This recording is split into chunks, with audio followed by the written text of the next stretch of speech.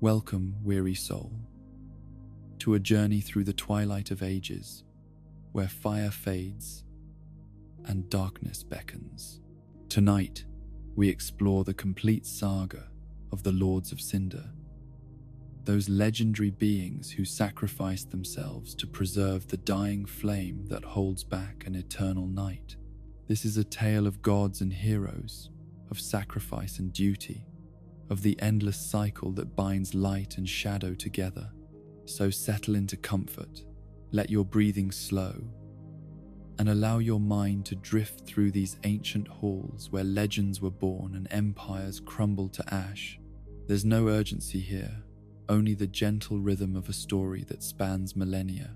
In the beginning, there was nothing but grey, a world of eternal mist and ancient stone, where immortal dragons ruled from atop their arch trees, and the very concept of change was unknown to the unchanging landscape that stretched beyond all horizons.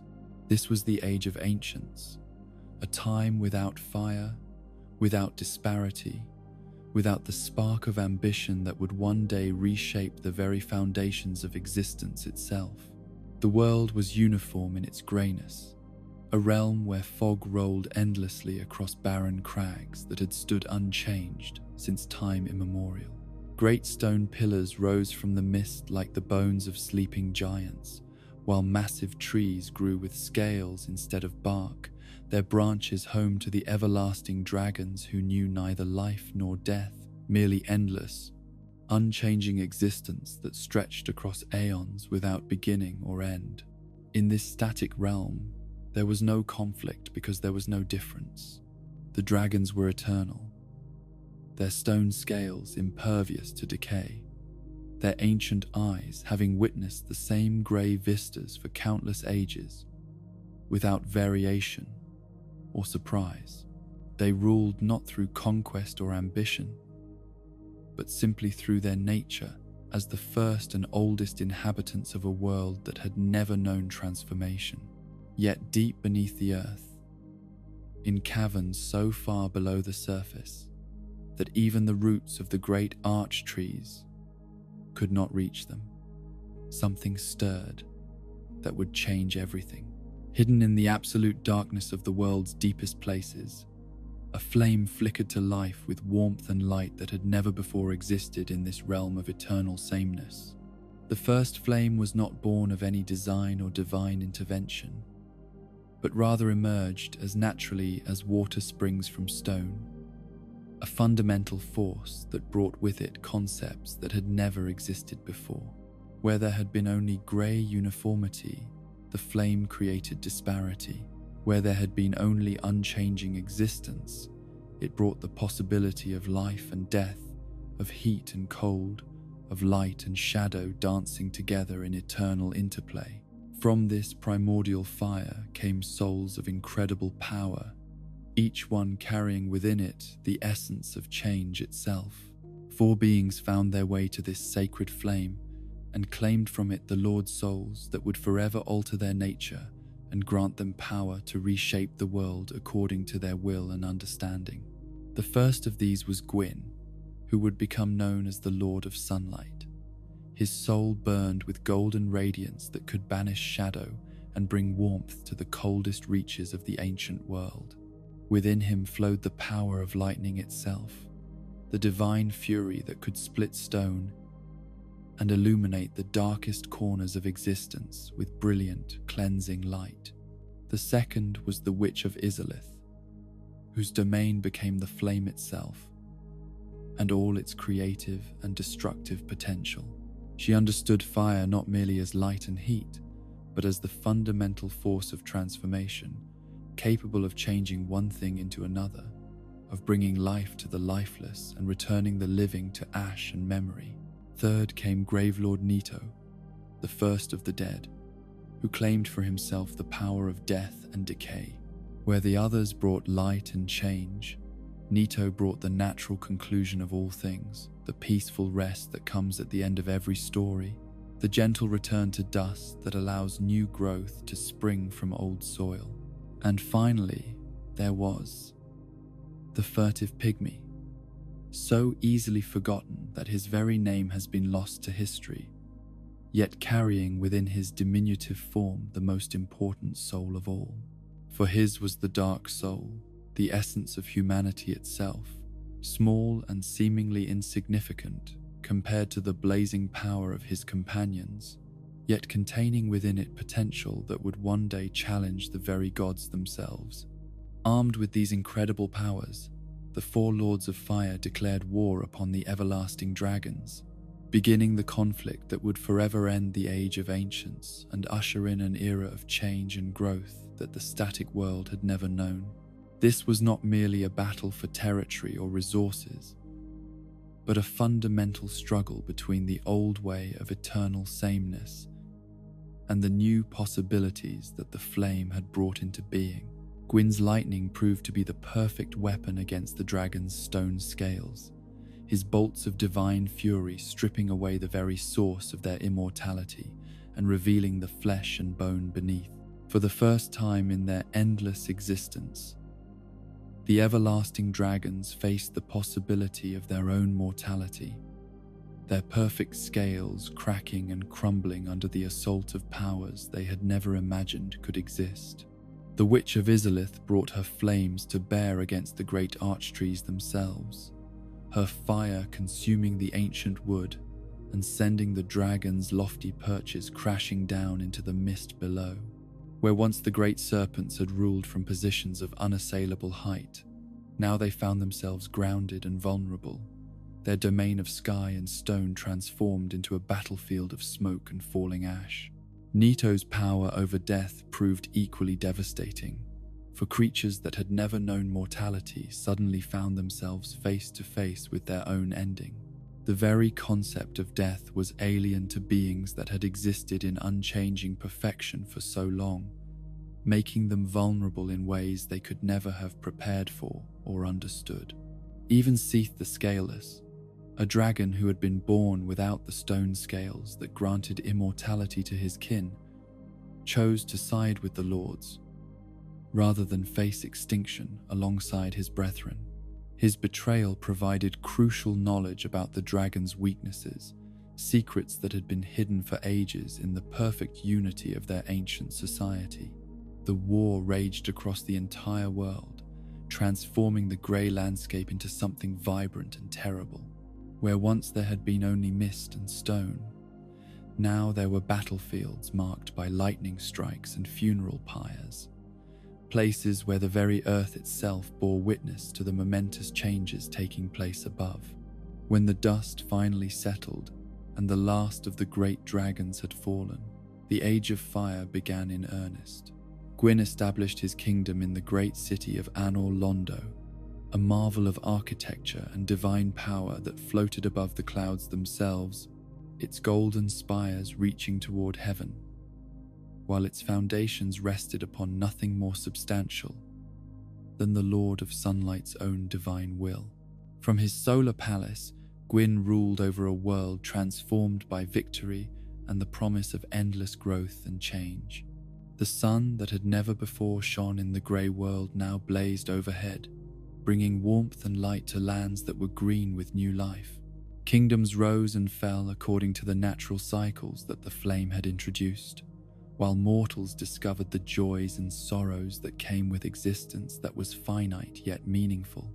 The Witch of Izalith established her domain of flame and sorcery, where the secrets of fire magic were studied and refined by generations of scholars and practitioners who pushed the boundaries of what was possible with the transformative power of flame. Her daughters became powerful sorceresses in their own right, each one exploring different aspects of their mother's fiery legacy. Nito descended into the great catacombs beneath the earth, ruling over the realm of death with quiet dignity while ensuring that the natural order of life and death was maintained in proper balance. His domain became the final destination for all living things, a place of peace where the weary could rest after their struggles in the world above.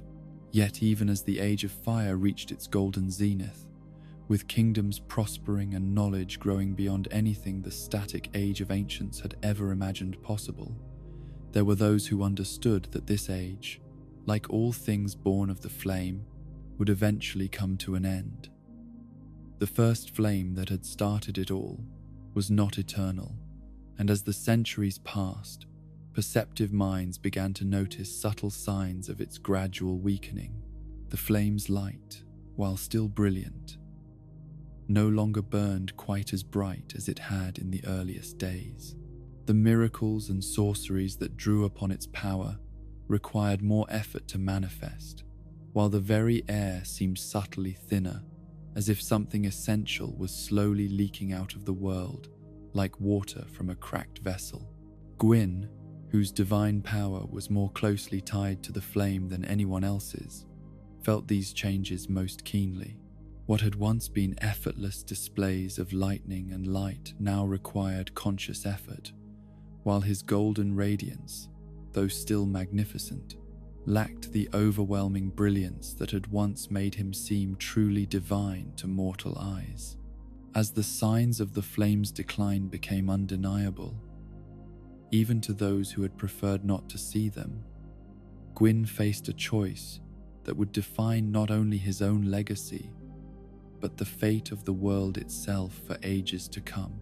He could allow the flame to fade naturally, accepting that all things must end, and trusting that whatever came after would find its own path to meaning and purpose. Or he could attempt to preserve the age of fire through the ultimate sacrifice, using his own divine soul as fuel to rekindle the dying flame. The decision, when it finally came, revealed the true character of the Lord of Sunlight. Rather than face the uncertainty of what lay beyond the flame's natural ending, rather than trust in the possibility that darkness might bring its own form of meaning and beauty, Gwyn chose to sacrifice himself upon the first flame, feeding it with his own essence, in a desperate attempt to preserve the age he had worked so hard to create. The linking of the fire was not a simple matter of walking into the flame and allowing it to consume him. The process required Gwyn to literally tear his soul apart and scatter its pieces into the fire's dying embers, each fragment carrying with it a portion of his divine power and his memories of what the world had been in its golden prime. As the Lord of Sunlight fed himself to the flame, his sacrifice indeed succeeded in rekindling its light, but at a cost that he perhaps had not fully understood. The fire that resulted was no longer the natural first flame that had emerged from the earth's depths, but something artificial, sustained only through the constant consumption of powerful souls, and destined to hunger for more fuel with each passing age. Gwyn himself was transformed in the process. His divine nature burned away until only a hollow shell remained, a sad echo of the glorious god he had once been. Where once stood the magnificent Lord of Sunlight, now there was only the Lord of Cinder, the first of his kind, guardian of a flame that was sustained by the very sacrifice that had diminished him beyond all recognition. The kiln of the first flame, once a sacred place deep beneath the earth where the original fire had burned in natural splendor, became something altogether different. The linking of the fire had erupted with such force that much of the great mausoleum that had housed it was reduced to ash and rubble, while the very air became thick with cinders that would never settle. What remained was a hollow shell of its former grandeur, a circular chamber where the artificial flame burned with light that was brilliant yet somehow cold, beautiful yet tinged with the sadness of something that existed only through constant sacrifice. The throne that sat before the fire was no longer a seat of power but a place of ending, where those who would follow Gwyn's example would come to burn away their own essence in service to the continuation of an age that perhaps should have been allowed to end naturally. The linking had succeeded in its immediate goal of preserving the age of fire, but it had also established a precedent that would echo through the ages to come. Future generations would face the same choice that Gwyn had faced, and many would follow his example, creating an endless cycle of sacrifice that would define the world's destiny for millennia. Thus began the tradition of the Lords of Cinder, though Gwyn himself could not have foreseen the full implications of his sacrifice, or understood how his desperate act of preservation would become a burden that countless heroes would be expected to bear in ages yet to come. The centuries that followed Gwyn's sacrifice were marked by a gradual but inexorable change that crept across the world like shadows lengthening at day's end.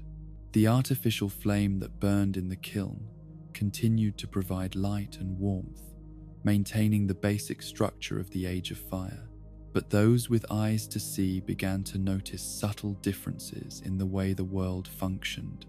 The sun still rose and set in its appointed cycles, but its light seemed somehow thinner than it had been in the golden days when Gwyn ruled from his solar throne.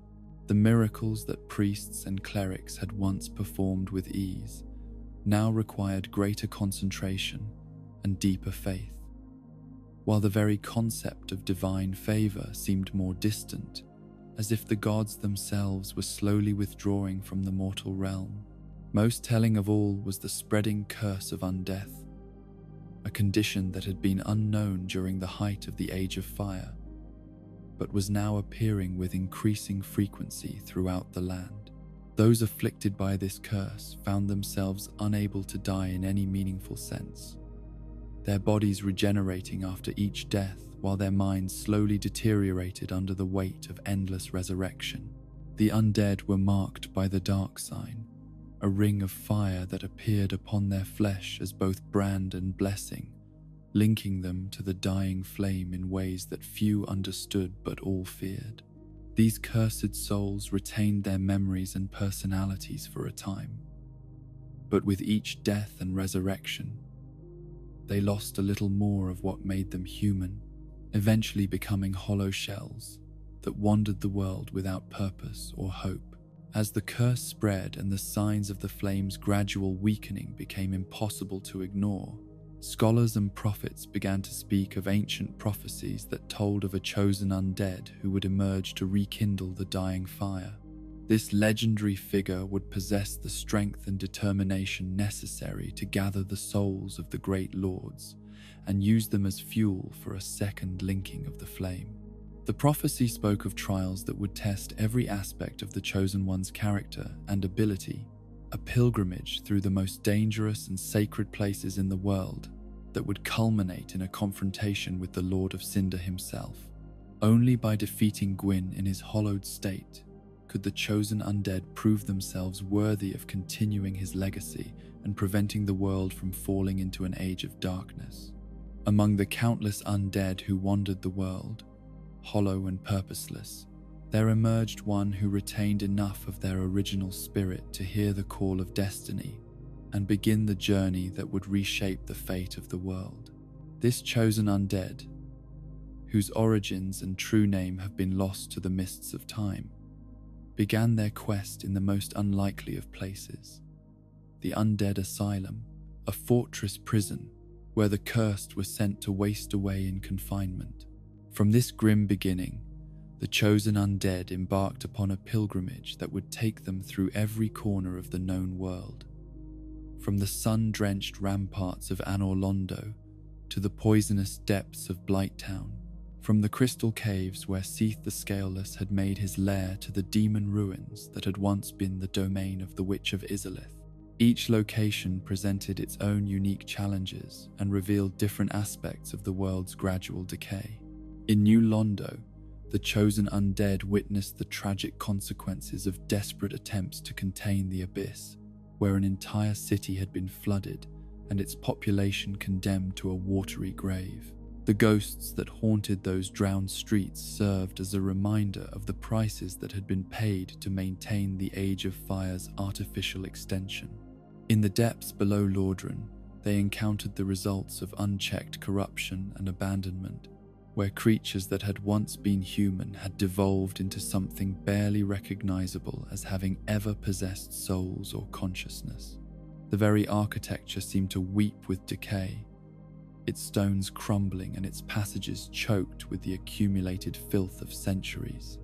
The journey through these fallen places taught the chosen undead that the world they were fighting to preserve was already deeply wounded, perhaps beyond the point where simple restoration could return it to its former glory.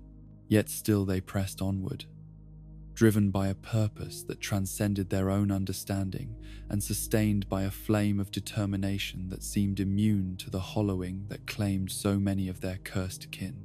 The most profound challenge came not from any monster or trap, but from the gradual realization that the gods they served had themselves fallen far from their original glory. The magnificent Guinevere proved to be nothing more than an illusion maintained by her younger brother Gwendolyn, while the other deities had either fled the world entirely or descended into madness and corruption. Even Anor Londo itself, that shining city of the gods that had once seemed eternal in its beauty and perfection, was revealed to be largely empty, its golden halls echoing with the footsteps of silver knights who were themselves hollow, going through the motions of their duties without consciousness or purpose. The illusion of the eternal sun that bathed the city was maintained only through Gwendolyn's sorcery, a desperate attempt to preserve the appearance of divine glory, even as its substance had long since faded. Yet perhaps the most crucial discovery was that the great lords whose souls the chosen undead was meant to gather had themselves fallen victim to the very decay they were supposed to have prevented.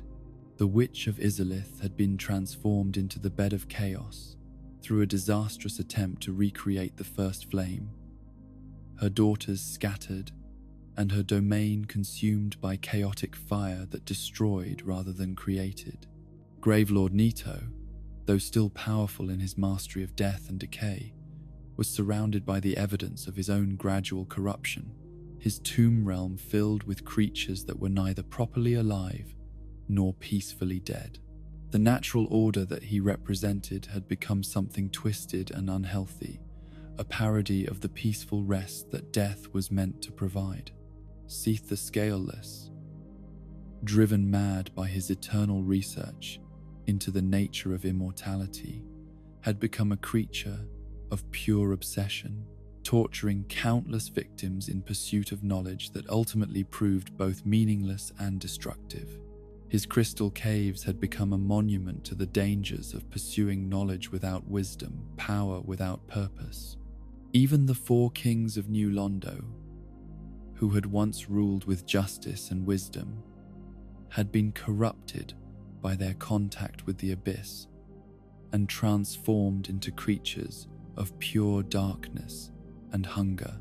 Their fall served as a warning of what could happen to any who allowed themselves to be consumed by the very darkness they sought to contain. Through trials that tested not only physical prowess but moral character and spiritual fortitude, the chosen undead gradually accumulated the power necessary to challenge the Lord of Cinder himself. Each victory brought them closer to understanding the true nature of the burden they were being asked to assume, while also making clear that there could be no turning back from the path they had chosen. The final approach to the kiln of the first flame was perhaps the most challenging part of the entire journey, requiring passage through a realm of ash and cinders where the very air burned with the residual energy of Gwyn's original sacrifice.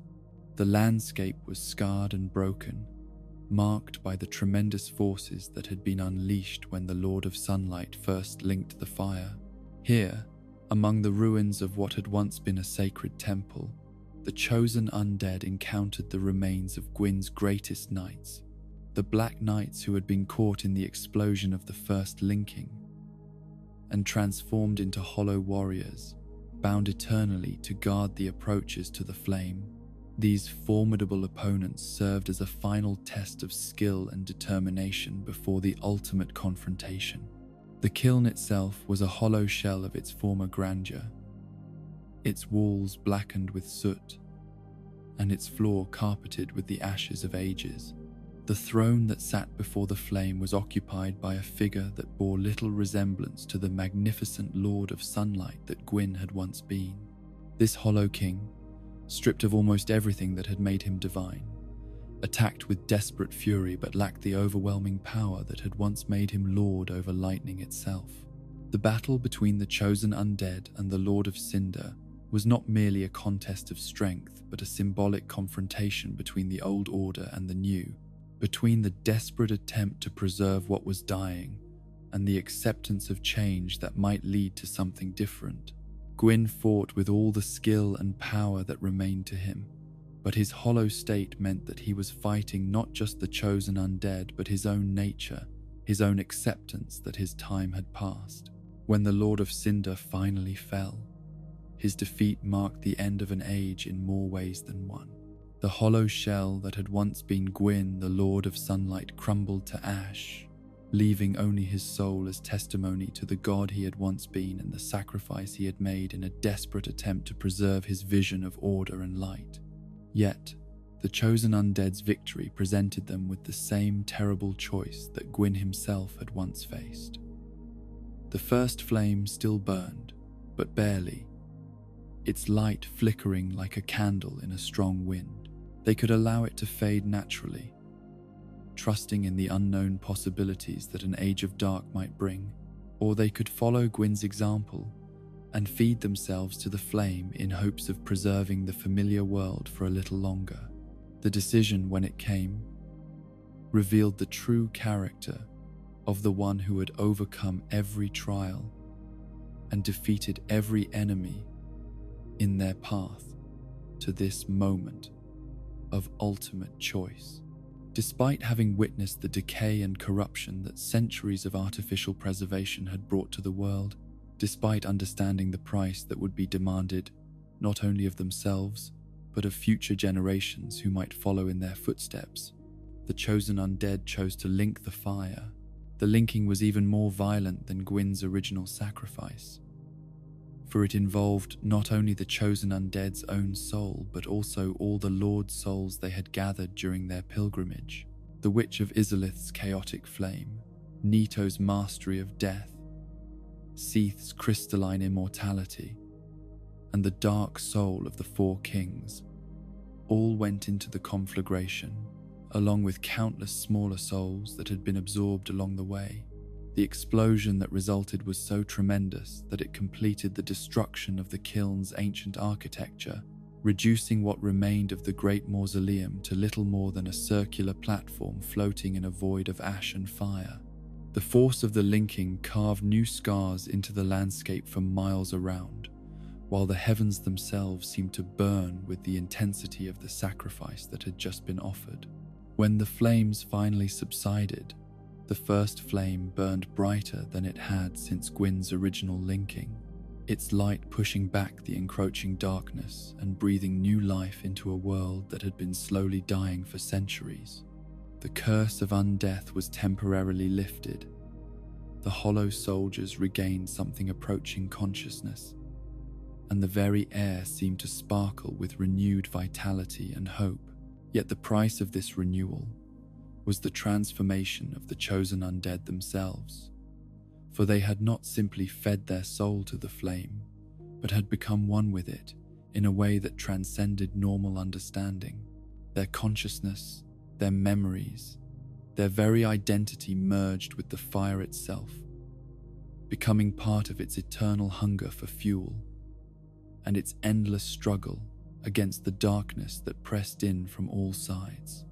More than that, the soul of the chosen undead joined with the remnants of Gwyn's essence that still resided within the flame, creating something new and unprecedented.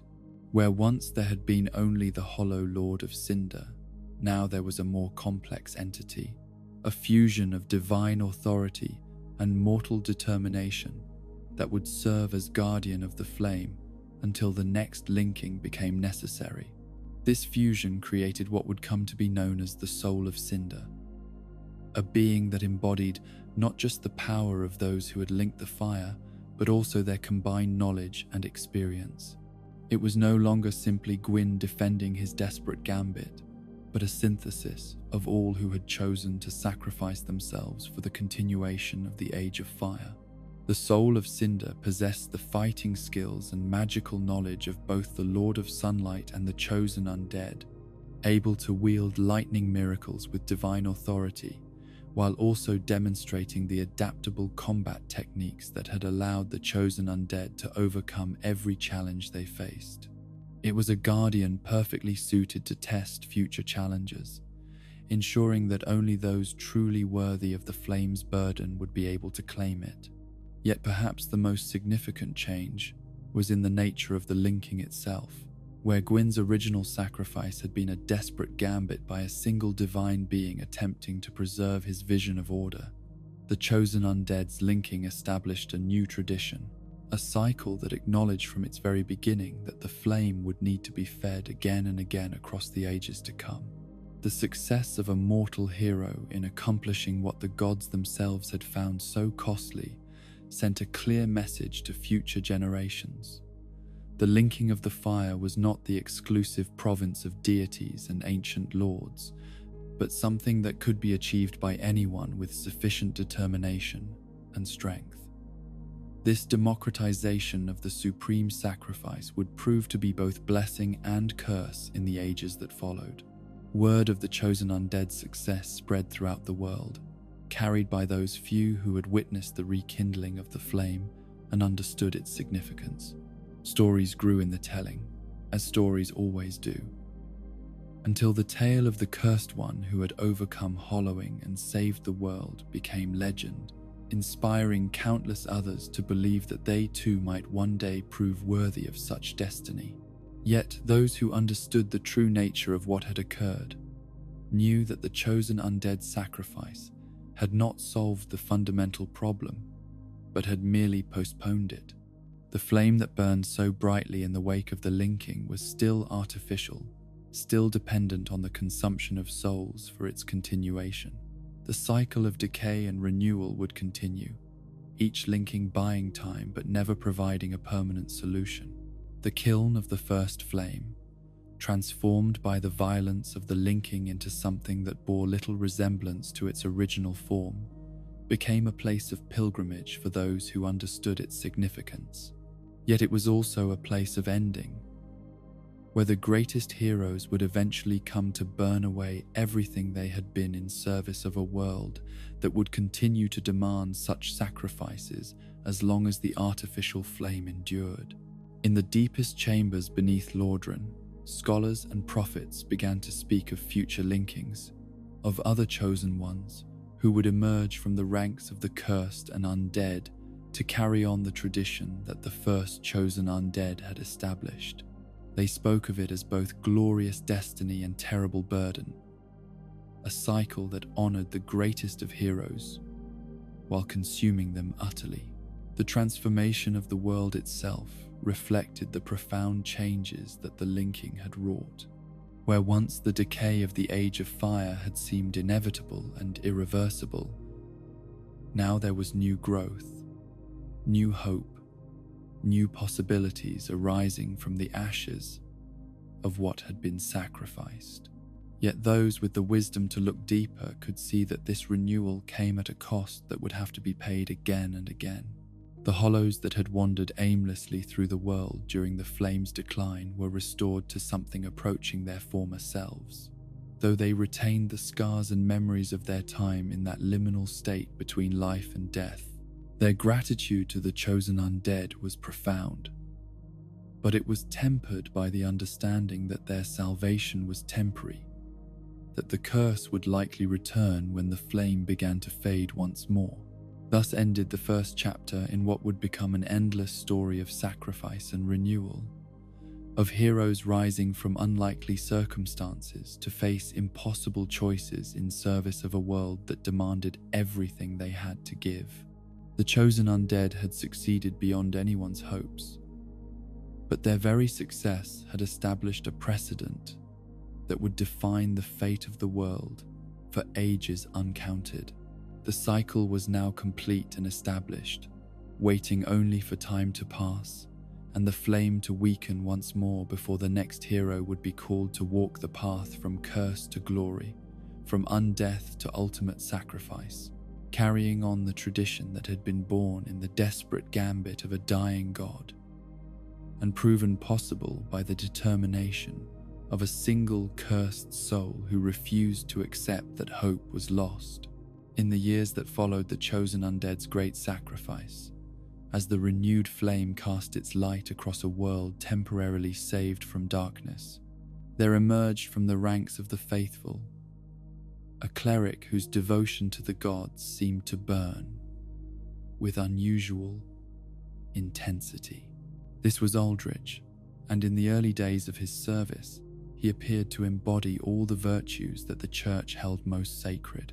Born in the shadow of the great Cathedral of the Deep, that magnificent structure which housed some of the holiest relics in all the known world, Aldrich grew up surrounded by the pageantry and mystery of religious devotion. The cathedral itself was a marvel of architecture and faith, its soaring spires reaching toward heaven while its deep foundations extended far into the earth, creating a sacred space that seemed to exist at the intersection of the mortal and divine realms. The young cleric showed exceptional promise from his earliest days in service to the Church.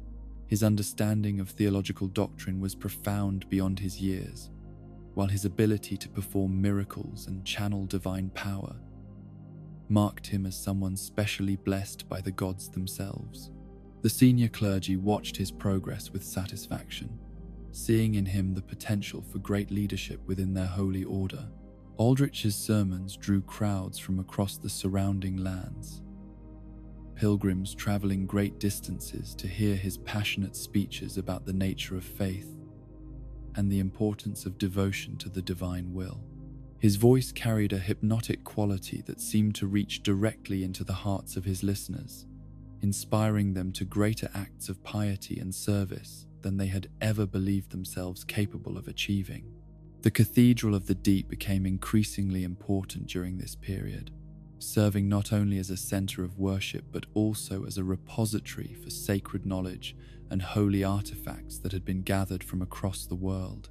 Ancient texts spoke of the deep as something more than merely a theological concept, describing it as an actual realm that existed beyond normal understanding, a place where the boundaries between different forms of existence became fluid and malleable. It was during his studies of these ancient mysteries that Aldrich first began to encounter ideas that would prove to be his downfall. The texts spoke of communion with the divine, not merely through prayer and ritual, but through more direct and intimate forms of connection. They hinted at practices that went beyond conventional worship, suggesting that true understanding of the gods could only be achieved through the most complete forms of devotion imaginable. The concept of consumption as a form of worship was not entirely unknown to theological scholars, though it had always been discussed in metaphorical terms. The idea that one could literally consume the essence of the divine, taking it into oneself to achieve a more perfect union with the gods, was generally understood as a symbolic representation of spiritual transformation, rather than a literal practice. Yet, Aldrich began to interpret these teachings with a literalness that troubled some of his colleagues, even as his growing influence within the church hierarchy made it difficult for them to voice their concerns openly. His sermons began to include references to hunger as a form of spiritual yearning, to consumption as the ultimate expression of devotion, to the need for the faithful to be willing to devour and be devoured in service of the divine. At first, these changes in his teaching were subtle enough that they could be dismissed as merely colorful, metaphorical language, the kind of passionate rhetoric that had always characterized his preaching style. But gradually, those who worked closely with Aldrich began to notice changes in his behavior that went beyond mere theological evolution. The cleric who had once been known for his ascetic lifestyle began to show an increased interest in the pleasures of the flesh, particularly those related to food and drink. His appetite, which had previously been modest to the point of self-denial, became voracious and seemingly insatiable. The simple meals that had once sustained him were replaced by elaborate feasts that stretched on for hours at a time. More troubling still were the reports that began to filter back from the remote parishes where Aldrich conducted his missionary work. Villagers spoke in hushed tones of sermons that seemed to focus more on physical hunger than spiritual nourishment, of communion ceremonies that involved the consumption of substances that bore little resemblance to traditional bread and wine. The transformation was gradual enough that it was easy for those who saw Aldrich regularly to overlook the changes, the way that close proximity can blind us to developments that would be obvious to outside observers. His robes, which had once hung loosely on his ascetic frame, began to strain against a body that was expanding with alarming rapidity. His face, which had carried the lean intensity of dedicated scholarship, grew soft and round with the effects of constant indulgence. Yet it was not merely the physical changes that marked Aldrich's descent into something that could no longer be called holy. The very nature of his hunger began to evolve, moving beyond simple gluttony toward appetites that defied natural understanding. The elaborate meals were no longer sufficient to satisfy whatever void had opened within him, and he began to seek out forms of sustenance that no civilized person would consider consuming. The first rumors of cannibalism were dismissed by the church hierarchy as the malicious gossip of those who envied Aldrich's rapid rise within their ranks. Such accusations seemed impossible to reconcile with the image of the devoted cleric who continued to preach with such passion about the importance of faith and devotion to the divine will. Surely these stories were nothing more than slander directed against someone whose success had bred resentment among his less gifted colleagues. But the rumors persisted and grew more detailed with each telling, carried by travelers who claimed to have witnessed things that challenged the very foundations of civilized society. They spoke of communion ceremonies where the bread was not bread and the wine was not wine, where the congregation partook of substances that had once walked and talked and possessed souls of their own. The horrible truth became impossible to deny when several prominent members of Aldrich's inner circle simply disappeared, their absence explained by increasingly implausible stories about sudden departures on urgent missions or unexpected calls to distant parishes. Those who asked too many questions about these disappearances were met with hostile responses from Aldrich's remaining followers, creating an atmosphere of fear and suspicion that poisoned the very air around the Cathedral of the Deep. The transformation of Aldrich's physical form accelerated as his dietary habits became more extreme and more horrifying. The man who had once been considered handsome in an ascetic way began to take on a bloated, almost aquatic appearance, his flesh pale and soft like something that had never seen sunlight. His movements became sluggish and labored, as if his body was struggling to support the weight of whatever he had allowed himself to become. Yet perhaps the most disturbing aspect of his transformation was the way he seemed to take genuine pleasure in his condition. Where a normal person would have been horrified by the changes occurring in their body and mind, Aldrich appeared to embrace them as signs of divine favor. His sermons began to describe his physical transformation as a form of blessed evolution, a progression toward a higher state of existence that brought him closer to union with the gods. The theological justification he provided for his cannibalistic practices was complex and disturbing in its internal consistency. He argued that all flesh was sacred because it had been touched by the divine spark that animated living beings, and that consuming this flesh allowed him to absorb not just physical sustenance, but spiritual essence as well. Each person he devoured, he claimed, became part of him in a way that was more intimate and complete than any conventional form of communion. This grotesque parody of religious doctrine found an audience among certain members of his congregation who had been drawn to Aldrich's teaching by its promise of direct communion with the divine. These followers began to see their leader's transformation not as corruption but as transcendence, a movement beyond the limitations of conventional morality toward a higher form of existence that mere mortals could barely comprehend. The Cathedral of the Deep itself began to change under the influence of Aldrich's twisted interpretation of sacred doctrine. The pure waters that had once filled its holy font grew dark and stagnant, taking on qualities that reminded observers more of primordial swamp water than the blessed liquid that had traditionally been used in baptismal ceremonies. The very stones of the cathedral seemed to weep with moisture that smelled of decay and corruption. Strange growths began to appear in the deepest chambers of the cathedral, organic masses that seemed to pulse with their own hideous life. These formations defied easy categorization, appearing to be part plant, part animal, and part something else entirely, something that belonged to no natural kingdom, but existed in the spaces between normal forms of life. The scholarly texts that Aldrich had once used to justify his theological positions underwent their own form of transformation, their pages changing without human intervention to reflect new and increasingly disturbing interpretations of ancient wisdom. Words that had once spoken of spiritual communion now described physical consumption in terms that would have been considered blasphemous by any conventional religious authority. As Aldrich's condition continued to deteriorate, or perhaps evolve in the direction he believed represented divine will, his physical form began to take on characteristics that challenged the very concept of human identity. His flesh became increasingly fluid and malleable, able to expand and contract in ways that violated natural law. His appetite grew beyond anything that could be satisfied by normal means, requiring ever greater quantities of increasingly exotic forms of sustenance.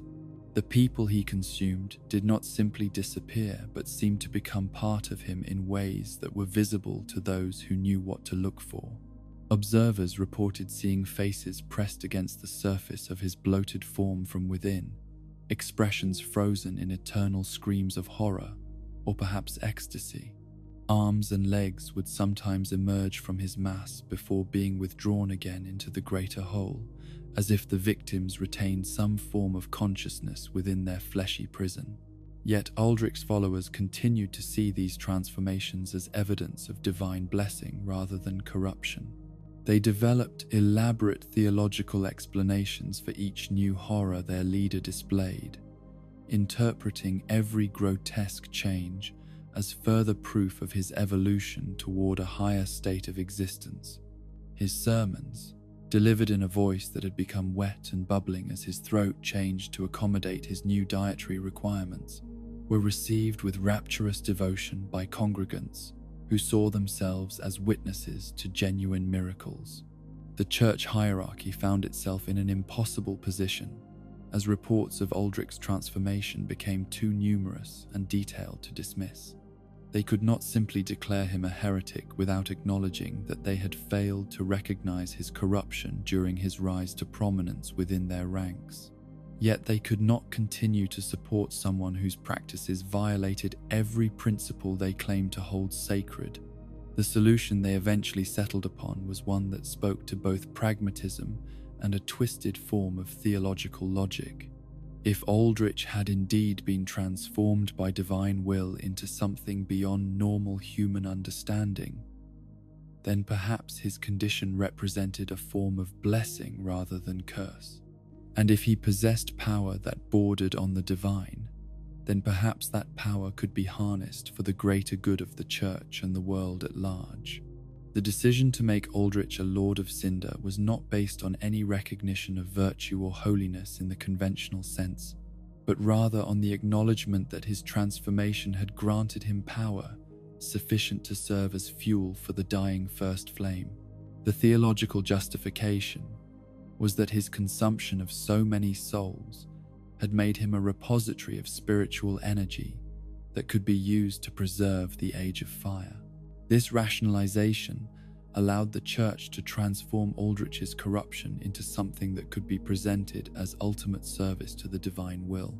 His cannibalistic practices were reinterpreted as a necessary accumulation of spiritual power, while his physical transformation was described as a preparation for the ultimate sacrifice that would benefit all of creation.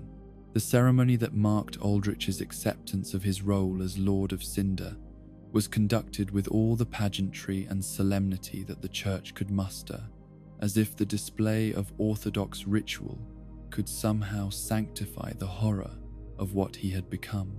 The great bells of the cathedral rang out across the land, announcing that another champion had risen to take up the burden of preserving the dying light. Yet those who participated in the ceremony could not help but notice that something felt profoundly wrong about the proceedings. The traditional prayers seemed to stick in their throats, while the familiar rituals felt hollow and meaningless in the presence of what Aldrich had become. The very air around him seemed to carry whispers of hunger and promises of consumption that made even his most devoted followers uneasy.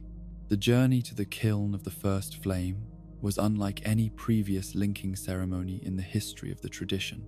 Where other Lords of Cinder had walked to their destiny with dignity and purpose, Aldrich moved with the sluggish inevitability of a natural disaster, his massive form leaving a trail of corruption in its wake that poisoned the very ground he touched.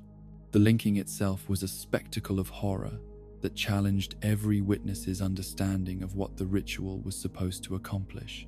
Instead of the clean sacrifice that characterized other linkings, Aldrich's feeding to the flame seemed more like the consumption of the flame by something even hungrier and more voracious than the dying fire itself.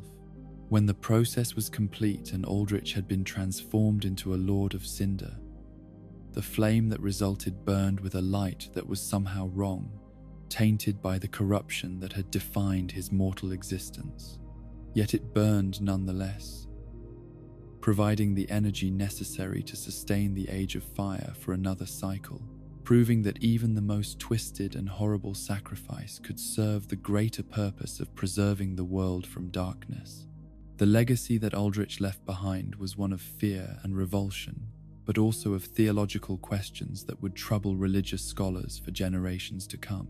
His transformation challenged fundamental assumptions about the nature of holiness and corruption, suggesting that the line between divine blessing and demonic influence might be far more fluid than anyone had previously imagined.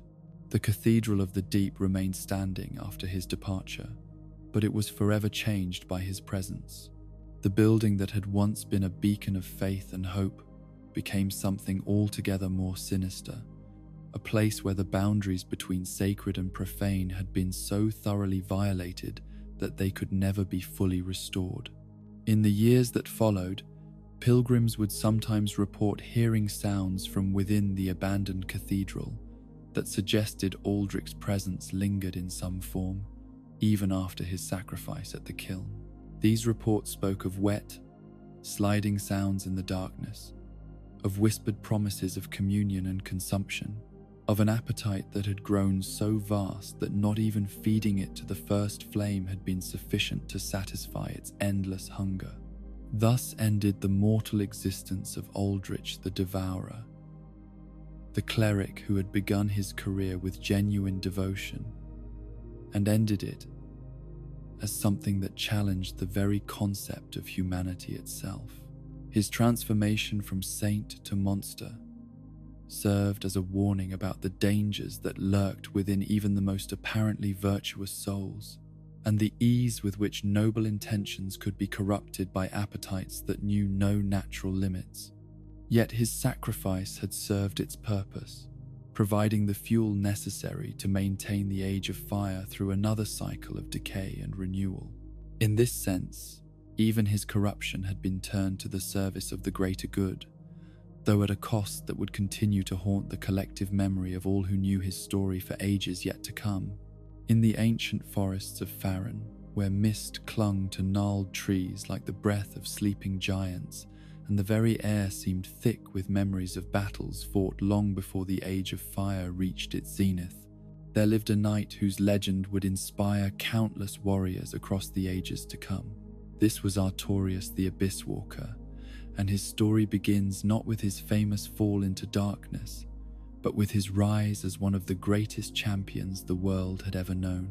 Artorius served as one of Gwyn's most trusted knights during the height of Anor Londo's power, a warrior whose skill with blade and shield had become the stuff of legend, even among the divine company that surrounded the Lord of Sunlight.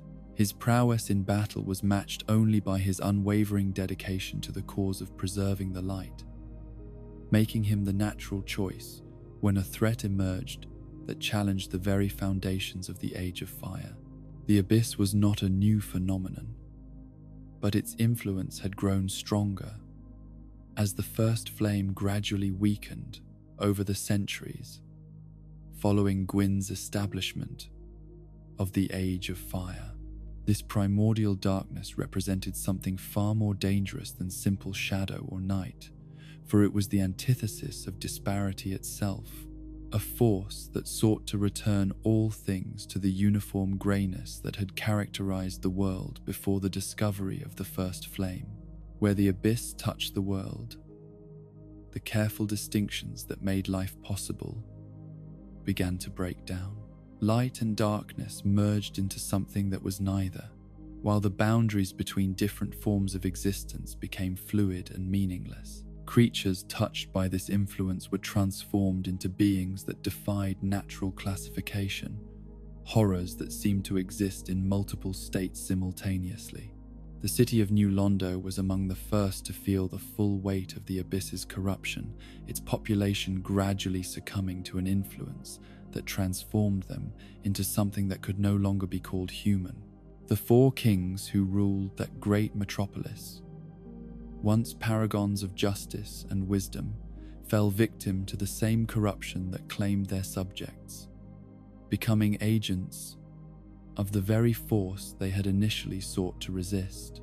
When it became clear that conventional methods would not be sufficient to contain this threat, Gwyn made the fateful decision to send his greatest knight into the abyss itself, armed with a covenant that would theoretically protect him from the corruption that had claimed so many others.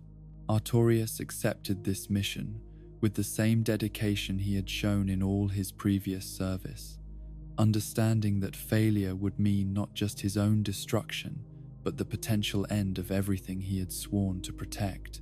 The knight who descended into the abyss was the finest warrior his age had produced, but even his legendary skill was not sufficient to overcome an enemy that existed beyond the normal rules of combat. The darkness that surrounded him was not merely the absence of light, but something actively malevolent, a presence that sought to strip away everything that made him who he was. The corruption worked slowly at first, so subtly that Artorius himself was not immediately aware of its effects. His thoughts began to turn toward darker possibilities. His noble intentions gradually twisted into something that served the very force he had come to destroy. The protective covenant that was meant to shield him from the abyss's influence proved inadequate against such concentrated exposure to primordial darkness. By the time Artorius realized what was happening to him, the corruption had advanced too far to be reversed through conventional means. Rather than allow himself to become a willing agent of the abyss, he made a final, desperate gesture of defiance, using the last of his uncorrupted will to shield his faithful wolf companion, Sif, from the darkness that was consuming him. The shield that had been his constant companion throughout his career was placed as a barrier around the sleeping wolf, its protective enchantments reinforced by the knight's final act of selfless love. This sacrifice ensured that at least one pure remnant of his legacy would survive, even as the rest of him was claimed by the very force he had sought to defeat. Artorius's fall into corruption sent shockwaves through the kingdom of Anor Londo and beyond, proving that even the greatest champions could be overwhelmed by the creeping influence of the abyss. His transformation from noble protector to corrupted monster served as a stark reminder of the price that could be demanded by the ongoing war between light and darkness. Yet the legend of Artorius the Abyss Walker, rather than being tarnished by his ultimate fate, became something even more powerful in the collective memory of those who heard his story. The knight who had walked into ultimate darkness to protect the light became a symbol of selfless courage, inspiring others to take up the burden of fighting against forces that seemed impossible to overcome. Among those inspired by Artorius' example were a group of warriors who came to be known as the Undead Legion of Farron. These were not knights in the traditional sense, nor were they bound together by conventional oaths of service to any particular lord or kingdom. Instead, they were united by a shared purpose that transcended normal loyalties: the absolute dedication to preventing the Abyss from spreading its corruption throughout the world. The Legion drew its membership from every corner of the known world, accepting warriors regardless of their origins or previous allegiances, as long as they demonstrated the courage and commitment necessary for their sacred mission. What bound them together was not noble birth or divine calling, but simple recognition that someone had to stand watch against the darkness that threatened to consume everything. The ritual that transformed ordinary warriors into members of the Undead Legion was both profound and irreversible, involving the consumption of wolf's blood in quantities that would have killed normal men. This sacred fluid, blessed through ancient ceremonies that connected the drinkers to the spirit of the great wolves that had served as companions to legendary knights, granted them enhanced strength and endurance, while also linking their souls together in ways that transcended individual identity. The transformation was not merely physical but spiritual, creating warriors who shared not only purpose but consciousness itself. Each member of the Legion could sense the thoughts and emotions of his brothers, creating a unified force that moved and fought as a single entity despite being composed of hundreds of individual warriors. This shared consciousness came with a price that few outside the Legion fully understood. The warriors who underwent the ritual sacrificed their individual identities to become part of something larger, their personal hopes and dreams subsumed into the greater purpose of containing the Abyss. They became living weapons dedicated to a single cause, their humanity gradually eroded by the very transformation that made them effective guardians against corruption. The Legion's approach to their mission was both systematic and ruthless, based on the understanding that the Abyss's corruption could spread through even the slightest contact with infected materials or individuals. They developed techniques for detecting the earliest signs of Abyss influence, methods that allowed them to identify threats long before they became visible to ordinary observers. When corruption was discovered in any location, the Legion's response was swift and absolute. They did not attempt to negotiate with the infected, or seek ways to purify what had been touched by darkness. Instead, they implemented a policy of complete eradication, destroying not just the immediate source of corruption, but everything in the surrounding area that might have been exposed to its influence. This approach led them to destroy entire kingdoms when the taint of the Abyss was discovered within their borders, actions that earned them fear and hatred from those who saw only the destruction they brought without understanding the greater catastrophe they prevented. The Legion accepted this burden of being seen as monsters, understanding that their true purpose could never be fully explained to those who had not witnessed the horror of unchecked Abyss corruption. Villages that had shown even the slightest signs of infection were burned to the ground, their populations put to the sword before the corruption could spread to neighboring communities. Forests where twisted creatures had been spotted were cleared entirely, every tree and shrub reduced to ash to ensure that no trace of darkness could linger in the soil. The warriors of the Legion carried out these grim duties without joy or satisfaction, understanding them as necessary sacrifices for the greater good of the world. They took no pleasure in the destruction they brought, but neither did they hesitate when their purpose demanded such extreme measures. Among the Legion, there emerged a group of elite warriors known as the Abyss Watchers, individuals who had demonstrated exceptional skill and dedication in the war against corruption. These champions served as the Legion's leadership, coordinating their efforts and making the difficult decisions about when and where to deploy their full strength against suspected threats. The Abyss Watchers were distinguished not only by their superior combat abilities, but also by their deeper understanding of the enemy they fought. They had studied the nature of the Abyss more extensively than their brothers, learning to recognize its influence in forms so subtle that even other Legion members might miss them. This knowledge came at a cost, for extended study of the Abyss required exposure to ideas and concepts that could themselves serve as vectors for corruption. The Watchers walked a narrow line between understanding their enemy and being consumed by it, their constant vigilance the only thing that prevented them from falling victim to the very force they had dedicated their lives to opposing. The weapons wielded by the Abyss Watchers were forged through techniques that had been developed specifically for use against creatures of darkness, their blades blessed through rituals that imbued them with properties that could cut through the supernatural defenses of Abyss-touched enemies. These swords were more than mere tools of war, serving as focal points for the warriors' shared purpose and dedication. The armor worn by the Legion was designed to provide protection not just against physical attacks but against the corrupting influence of the Abyss itself. Each piece was inscribed with protective symbols and blessed through ceremonies that created barriers against spiritual contamination. Though these defenses were far from perfect and required constant renewal to remain effective, the Legion established their primary stronghold in the ruins of Faerun Keep, a fortress that had been built on land where Artorias himself had once walked.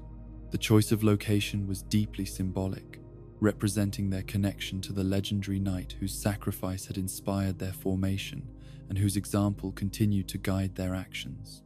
The keep was transformed into something that was part military installation, part monastery, and part research facility, where the Legion's warriors could study their enemy while training for the battles that would inevitably come. The walls were lined with trophies taken from defeated Abyss creatures, serving both as reminders of past victories and as research materials for understanding the enemy's evolving capabilities. In the depths of the keep, scholars worked to compile everything known about the Abyss and its various manifestations, creating archives that would preserve this crucial knowledge for future generations of warriors. These texts were written in codes and symbols that could only be understood by Legion members, ensuring that the dangerous information they contained could not be misused by those lacking the proper training and dedication. The daily life of Legion warriors was structured around their mission in ways that left little room for personal pursuits or individual expression. They rose before dawn for training exercises that tested not only their physical capabilities but their resistance to spiritual corruption. They studied the enemy they fought with the dedication of scholars, memorizing the characteristics of every known Abyss manifestation. Their meals were communal affairs where strategies were discussed and intelligence was shared. Every conversation focused on some aspect of their endless war. Their rest periods were brief and often interrupted by alarms that called them to investigate reports of corruption in distant locations. Despite the harsh demands of their lifestyle, the warriors of the Legion found deep satisfaction in their service, knowing that their sacrifices protected countless innocent lives from a fate worse than death. The shared consciousness that bound them together meant that no individual ever had to face the darkness alone, creating a form of brotherhood that transcended anything possible in conventional military organizations. Yet this same shared consciousness would ultimately prove to be both their greatest strength and their most tragic weakness. As the years passed and the Abyss continued to evolve new forms of corruption, the Legion found themselves fighting an increasingly desperate battle against an enemy that seemed to learn from every encounter. The constant exposure to Abyss influence, despite their protective measures and rituals, began to take its toll on even the most dedicated warriors. The corruption worked so slowly and subtly that it was nearly impossible to detect until it had already taken hold, turning the Legion's own unity against them as infected thoughts and impulses spread through their shared consciousness like poison through a water supply. The first signs of internal corruption manifested as disagreements about tactics and strategy, seemingly minor disputes about the best approaches to containing specific threats. These arguments gradually escalated into more serious conflicts as different factions within the Legion began to develop incompatible views about their mission and methods. Some members believed that their approach had been too conservative, that they needed to be even more aggressive in rooting out corruption before it could establish itself.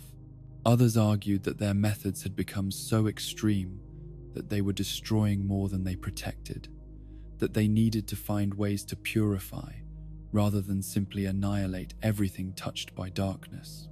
These philosophical divisions might have remained manageable under normal circumstances, but the shared consciousness that bound the Legion together meant that every doubt, every moment of uncertainty, every flash of anger or despair was immediately transmitted to every other member. The very unity that had made them so effective as guardians began to tear them apart from within.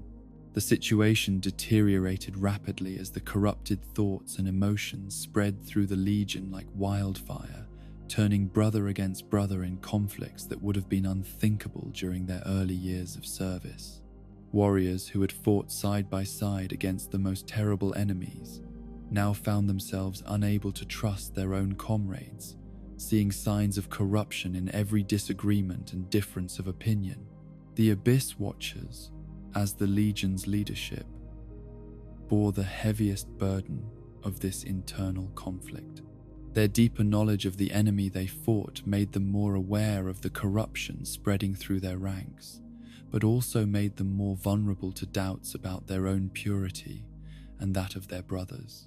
Some Watchers became convinced that the only way to prevent further spread of corruption was to eliminate those members who showed the clearest signs of infection, leading to purges that further divided the Legion and created cycles of suspicion and violence that fed on themselves. Others argued for more moderate approaches, but their voices were drowned out by the growing chaos of a brotherhood at war with itself. The final tragedy of the Undead Legion came when they realized that their internal conflicts had made them ineffective as guardians against the Abyss, that their mission to protect the world from corruption had been compromised by the very unity that had once made them strong. The shared consciousness that had been their greatest asset had become a liability that allowed corruption to spread through their entire organization simultaneously. Faced with the choice between allowing their corrupted organization to continue existing as a threat to the world they had sworn to protect, or taking action to prevent further damage, the remaining uncorrupted Abyss Watchers made a decision that required courage beyond anything they had ever demonstrated in battle.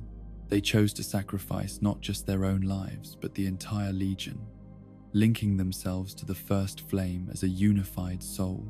The decision to become Lords of Cinder was not made out of desire for glory or recognition, but from the simple understanding that their continued existence as a divided and potentially corrupted organization posed a greater threat to the world than their destruction ever could.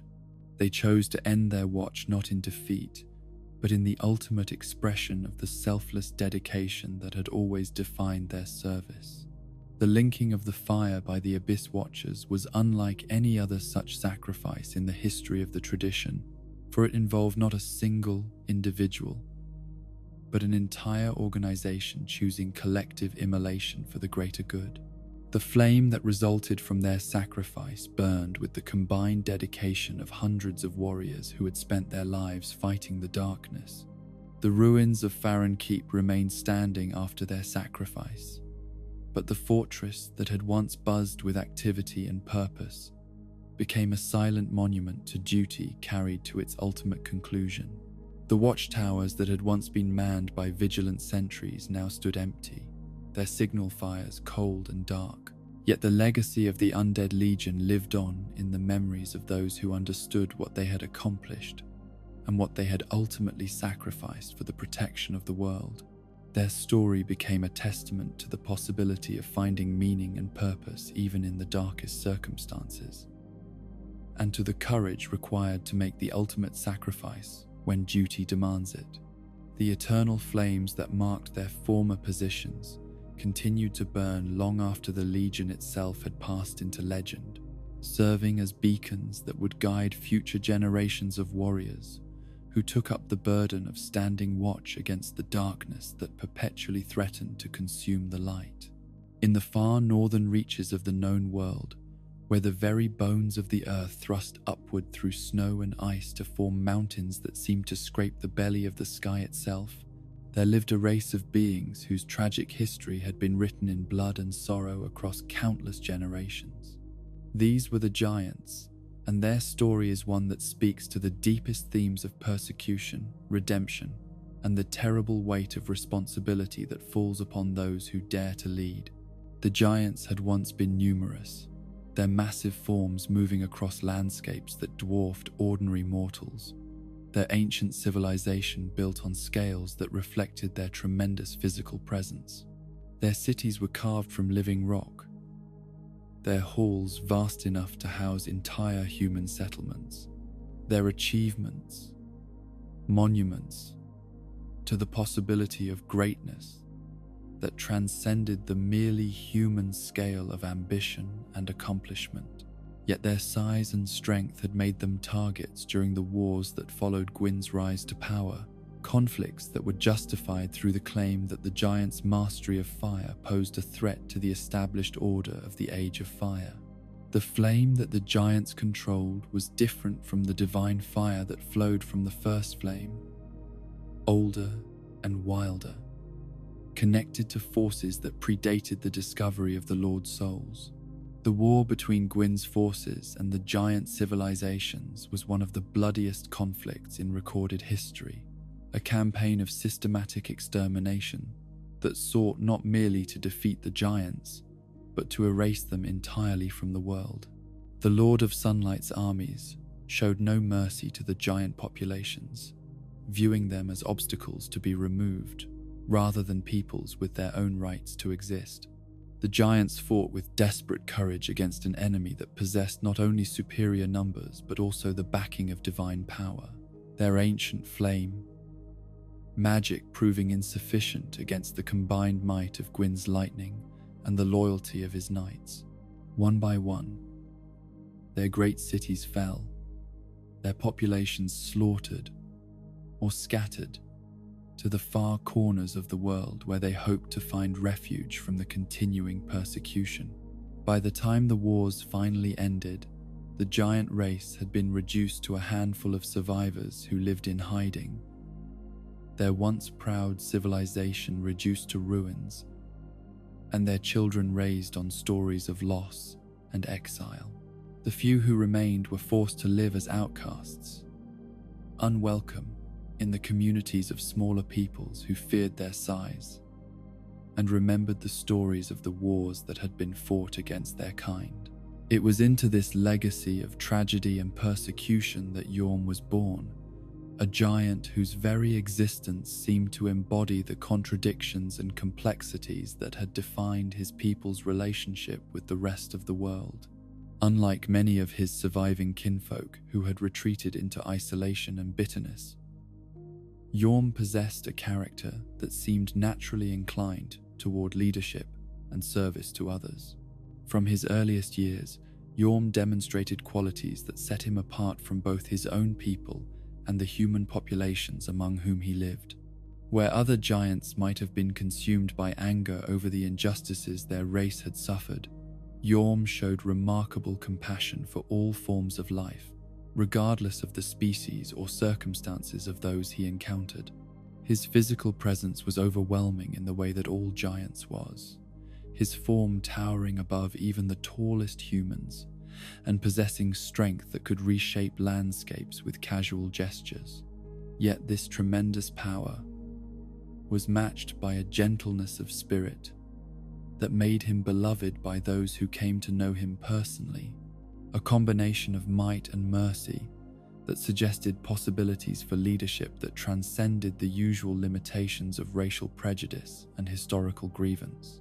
The community where Yorm made his home was the profaned capital, a city that had been built in a location far from the major centers of human civilization, where people who had been cast out or rejected by mainstream society could find acceptance and purpose. The population was a mixture of outcasts, refugees, criminals seeking redemption, and others who for various reasons could not find places in more conventional communities. The profaned capital was not a beautiful place in any conventional sense, its architecture reflecting the practical needs of its diverse population rather than any coherent aesthetic vision. Its buildings were constructed from whatever materials were available, its streets laid out according to necessity rather than planning, its overall appearance that of a community that had grown organically around the basic human need for shelter and safety. Yet there was something admirable about the way the city's inhabitants had created a functioning society, despite their diverse backgrounds and the challenges posed by their outsider status. They had developed systems of governance that took into account the various traditions and customs that different groups had brought with them, creating a form of democracy that was more inclusive than anything found in more established kingdoms. It was in this environment of acceptance and mutual support that Yorm's natural leadership abilities began to flourish. His giant heritage, which would have made him an object of fear and suspicion in most other communities, was viewed by the inhabitants of the profaned capital as simply one more form of diversity to be accommodated and celebrated. The people of the city began to turn to Yorm for guidance and protection, recognizing in him someone who understood what it meant to be rejected and persecuted, while also possessing the strength and wisdom necessary to help others overcome similar challenges. His counsel was sought on matters both large and small, from disputes between neighbors to questions of citywide policy and planning.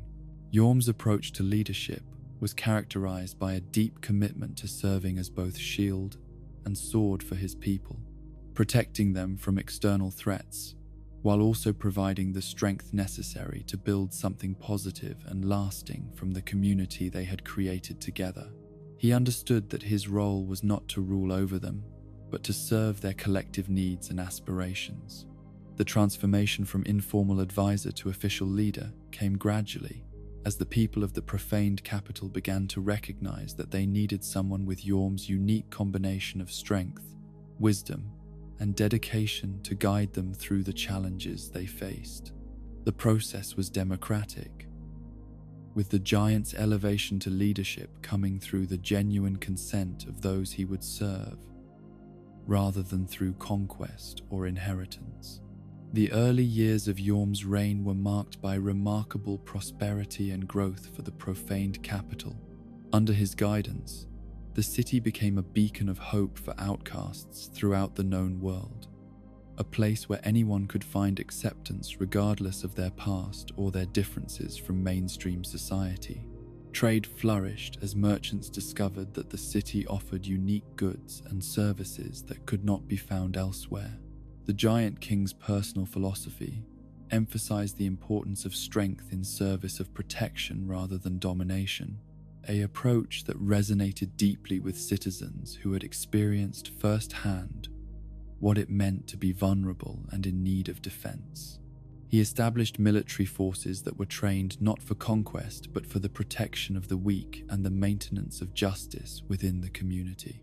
Yorm's commitment to his people extended far beyond mere governance into personal relationships that demonstrated his genuine care for their well-being. He made himself available to any citizen who needed his help, listening to their concerns and working to address their problems regardless of how trivial they might seem to someone of his stature and responsibilities. It was during this period of growth and success that Yorm formed the most important personal relationship of his life, a friendship with a knight of Katarina whose name would become forever linked with the giant king's own story. Sigurd was everything that the stereotypical image of a knight suggested he should be: brave, loyal, honorable, and dedicated to the highest ideals of chivalry and service. Yet Sigurd was also something more than a conventional knight, possessing a depth of character and understanding that allowed him to see past the surface differences between himself and the giant king, to recognize the fundamental similarities in their values and aspirations. The friendship that developed between them transcended the barriers of size, species, and cultural background that might have prevented such a bond. The two warriors spent countless hours together, sharing stories of their respective backgrounds and discussing the challenges of leadership and service in a world that often seemed hostile to the ideals they both cherished. Sigurd's perspective as a human knight provided Jorm with insights into the broader world beyond his own community, while the giant's experiences offered the knight a deeper understanding of what it meant to lead with compassion rather than mere authority. Their friendship was tested and strengthened through shared adventures and challenges, military campaigns where they fought side by side against threats to the profaned capital, and diplomatic missions where their combined presence helped to establish peaceful relationships with neighboring communities. Each experience reinforced their mutual respect and deepened the bond that connected them. As their friendship matured, both warriors came to understand that their relationship represented something more than mere personal affection, serving as a bridge between different forms of life and different approaches to the challenges that faced their world. They became examples of what was possible when individuals looked beyond surface differences to recognize the deeper connections that bound all thinking beings together. Yet, it was precisely because their friendship was so deep and meaningful that they were able to discuss the most serious and troubling aspects of their respective positions and responsibilities. Sigurd, with the experience that came from long service as a knight, understood better than most the corrupting influence that power could have on even the most well-intentioned leaders. The knight had witnessed the transformation of good men into tyrants, the gradual erosion of noble ideals under the pressure of difficult decisions and competing demands. He knew that no one, regardless of their initial character and intentions, was immune to the possibility of losing themselves in the exercise of authority over others. These concerns led to conversations between the two friends about the nature of duty and the limits of acceptable action in service of greater goods. They discussed the possibility that circumstances might arise where the best intentions could lead to the worst outcomes, where strength deployed in service of protection might become indistinguishable from strength used for oppression. It was during one of these philosophical discussions that Sigurd raised the possibility that circumstances might arise where Jorm himself might lose sight of the principles that had guided his rise to leadership, where the weight of responsibility and the pressure of events might transform him into something that his people needed to be protected from rather than protected by. The suggestion was not made as an accusation or even as a serious possibility, but rather as part of their ongoing exploration of the moral complexities that faced anyone who accepted positions of leadership and authority. Yet both men understood the serious implications of what was being discussed, the recognition that even the best of intentions could be corrupted by circumstances beyond individual control. From these discussions emerged a pact between the two friends, an agreement that represented the ultimate expression of their mutual respect and understanding. Sigurd promised that if circumstances ever arose where Jorm had become a danger to the people he had sworn to protect, the knight would take upon himself the terrible responsibility of ending his friend's life, preventing him from becoming the very thing he had always opposed.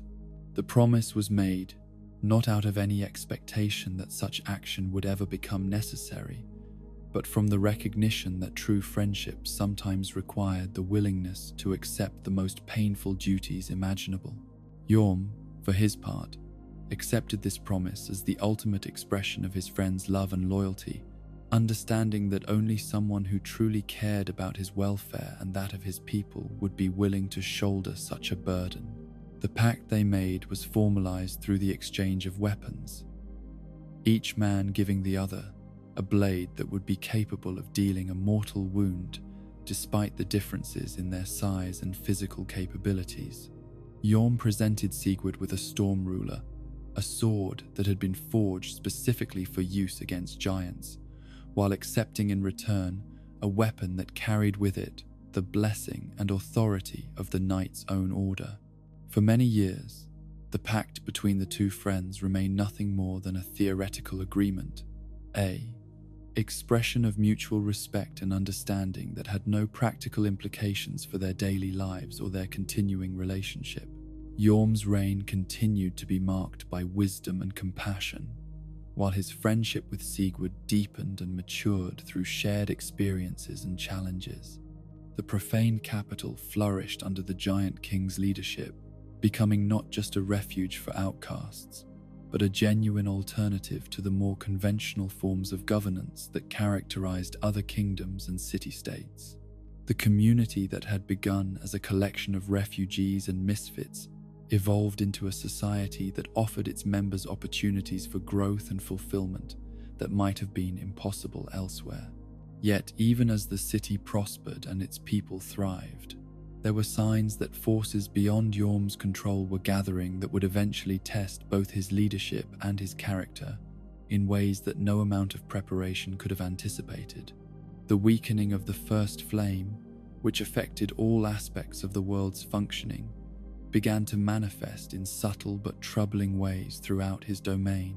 The first indication of approaching catastrophe came in the form of strange fires that began to appear in the deepest levels beneath the profaned capital, flames that burned with colors and intensities that defied natural explanation. These fires seemed to have no source and consumed no fuel, yet they grew steadily stronger over time, their heat and light gradually working their way upward through the city's foundations. The scholars and wise men whom Yorm consulted about these phenomena could offer no satisfactory explanations for what was occurring, their various theories and hypotheses failing to account for the unique properties that these flames displayed. Some suggested that they might be connected to the ancient magic that had once powered the giant civilizations, while others theorized that they represented some form of divine intervention or supernatural manifestation. What became increasingly clear as time passed was that these profaned flames, as they came to be known, were not simply unusual, but actively dangerous, their influence gradually spreading throughout the city in ways that affected both its physical structure and the mental state of its inhabitants. The fires seemed to hunger for more than mere combustible material, feeding instead on the life force and spiritual energy of everything they touched. The effects on the population were subtle at first, manifesting as increased irritability, difficulty sleeping, and a general sense of unease that seemed to have no identifiable source. But as the flames grew stronger and their influence spread further, more serious symptoms began to appear. Violent outbursts between previously peaceful neighbors, paranoid delusions that set community members against each other, and a gradual breakdown of the social cooperation that had been the foundation of the city's success. Yorm found himself facing a crisis that challenged every aspect of his leadership abilities and personal character. The people he had sworn to protect were suffering from an affliction that he could neither understand nor combat through conventional means, while the very foundations of the community he had worked so hard to build were being undermined by forces that seemed to operate according to rules he had never encountered before. His attempts to contain the spread of the profaned flames through physical barriers proved futile, as the supernatural fire seemed capable of passing through solid matter as easily as through empty air. His efforts to evacuate affected areas of the city only resulted in the flames following the displaced populations to their new locations, making it clear that the problem could not be solved through simple relocation. The transformation of his beloved city and its people from a haven of peace and cooperation into a place of suspicion and violence was devastating to Yorm. On a personal level, representing the failure of everything he had worked to achieve during his years of leadership. The giant king, who had once been able to solve any problem through the application of wisdom and strength, found himself helpless before a threat that seemed to mock the very ideals he had always lived by. As the crisis deepened and the profaned flames continued their inexorable spread throughout the city, Yorm was forced to confront the possibility that his continued presence might actually be making the situation worse rather than better. His size and strength, which had always been assets in protecting his people, seemed inadequate against an enemy that operated on spiritual rather than physical levels. The breaking point came when the flames reached the residential areas where families with children made their homes, their corrosive influence beginning to affect the youngest and most vulnerable members of the community. Yorm watched in horror as children who had once played happily in the city's streets began to display the same symptoms of paranoia and violence that had afflicted the adult population, their innocence corrupted by forces beyond his power to control. It was in this darkest hour that the giant king made the decision that would define the remainder of his existence and establish his place among the lords of Cinder. Understanding that his people's suffering was connected in some way to the weakening of the first flame that provided stability to the entire world, Yorm chose to sacrifice himself in hopes that his contribution might help to strengthen the cosmic forces that held back chaos and corruption. The decision was not made lightly or without full understanding of its implications, for Yorm knew that linking the fire would mean not just his own death but his transformation into something that might pose a threat to the very people he was trying to protect. Yet he also understood that allowing the current situation to continue was unacceptable. That action had to be taken even if the consequences were uncertain. The journey to the kiln of the first flame was undertaken alone, for Yorm would not risk exposing his friends and advisors to the dangers that such a pilgrimage inevitably entailed. He left behind detailed instructions for the governance of the profaned capital in his absence, though he knew in his heart that he would never return to implement them personally. The linking itself was accomplished with the same determined purpose that had characterized all of Yorm's actions during his years of leadership, his giant soul providing fuel that burned with unusual intensity and duration. The flame that resulted from his sacrifice was strong enough to provide stability to the cosmic order for an extended period, fulfilling his hope that his death might purchase safety and peace for his people. Yet the irony of his sacrifice was that it failed to achieve the specific goal that had motivated it, for the profaned flames that had consumed his city were not extinguished by his linking of the fire, but were instead transformed into something even more dangerous and uncontrollable. The corruption that had plagued the profaned capital was revealed to be connected not to the weakness of the first flame, but to forces that operated independently of the cosmic order that the Lords of Cinder were meant to preserve. In death, Yorm became exactly what he and Sigurd had feared he might become in life: a threat to the people he had spent his existence trying to protect. His transformation into a Lord of Cinder imbued him with power that was both tremendous and corrupted, making him into a being that could only be stopped by someone willing to accept the terrible burden of destroying what he had once been. The promise that Sigurd had made in friendship would eventually be fulfilled in sorrow, as the knight was forced to carry out the most painful duty that love could demand: ending the existence of someone whose memory he would carry with honor for the remainder of his own days.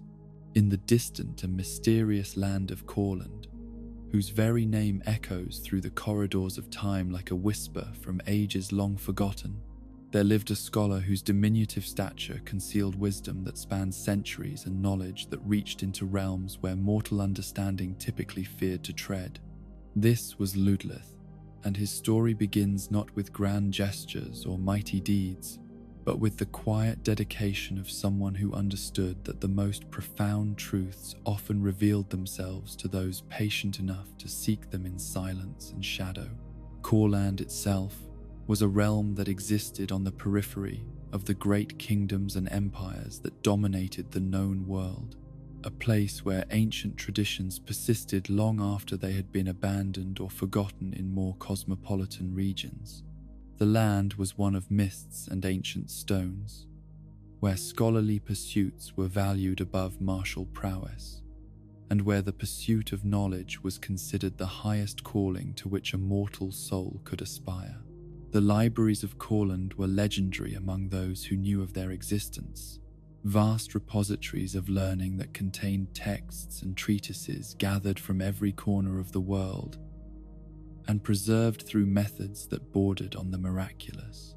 These halls of learning were not merely collections of books, but living centers of scholarship, where generations of dedicated minds had worked to unlock the deepest mysteries of existence. It was in these scholarly sanctuaries that Ludleth spent his formative years, his small frame moving like a shadow through corridors lined with tomes that towered above him, his keen mind absorbing knowledge with an appetite that seemed to grow stronger rather than weaker with each new discovery he made. Unlike many scholars who specialized in narrow fields of study, Ludleth's interests ranged across every conceivable area of human understanding.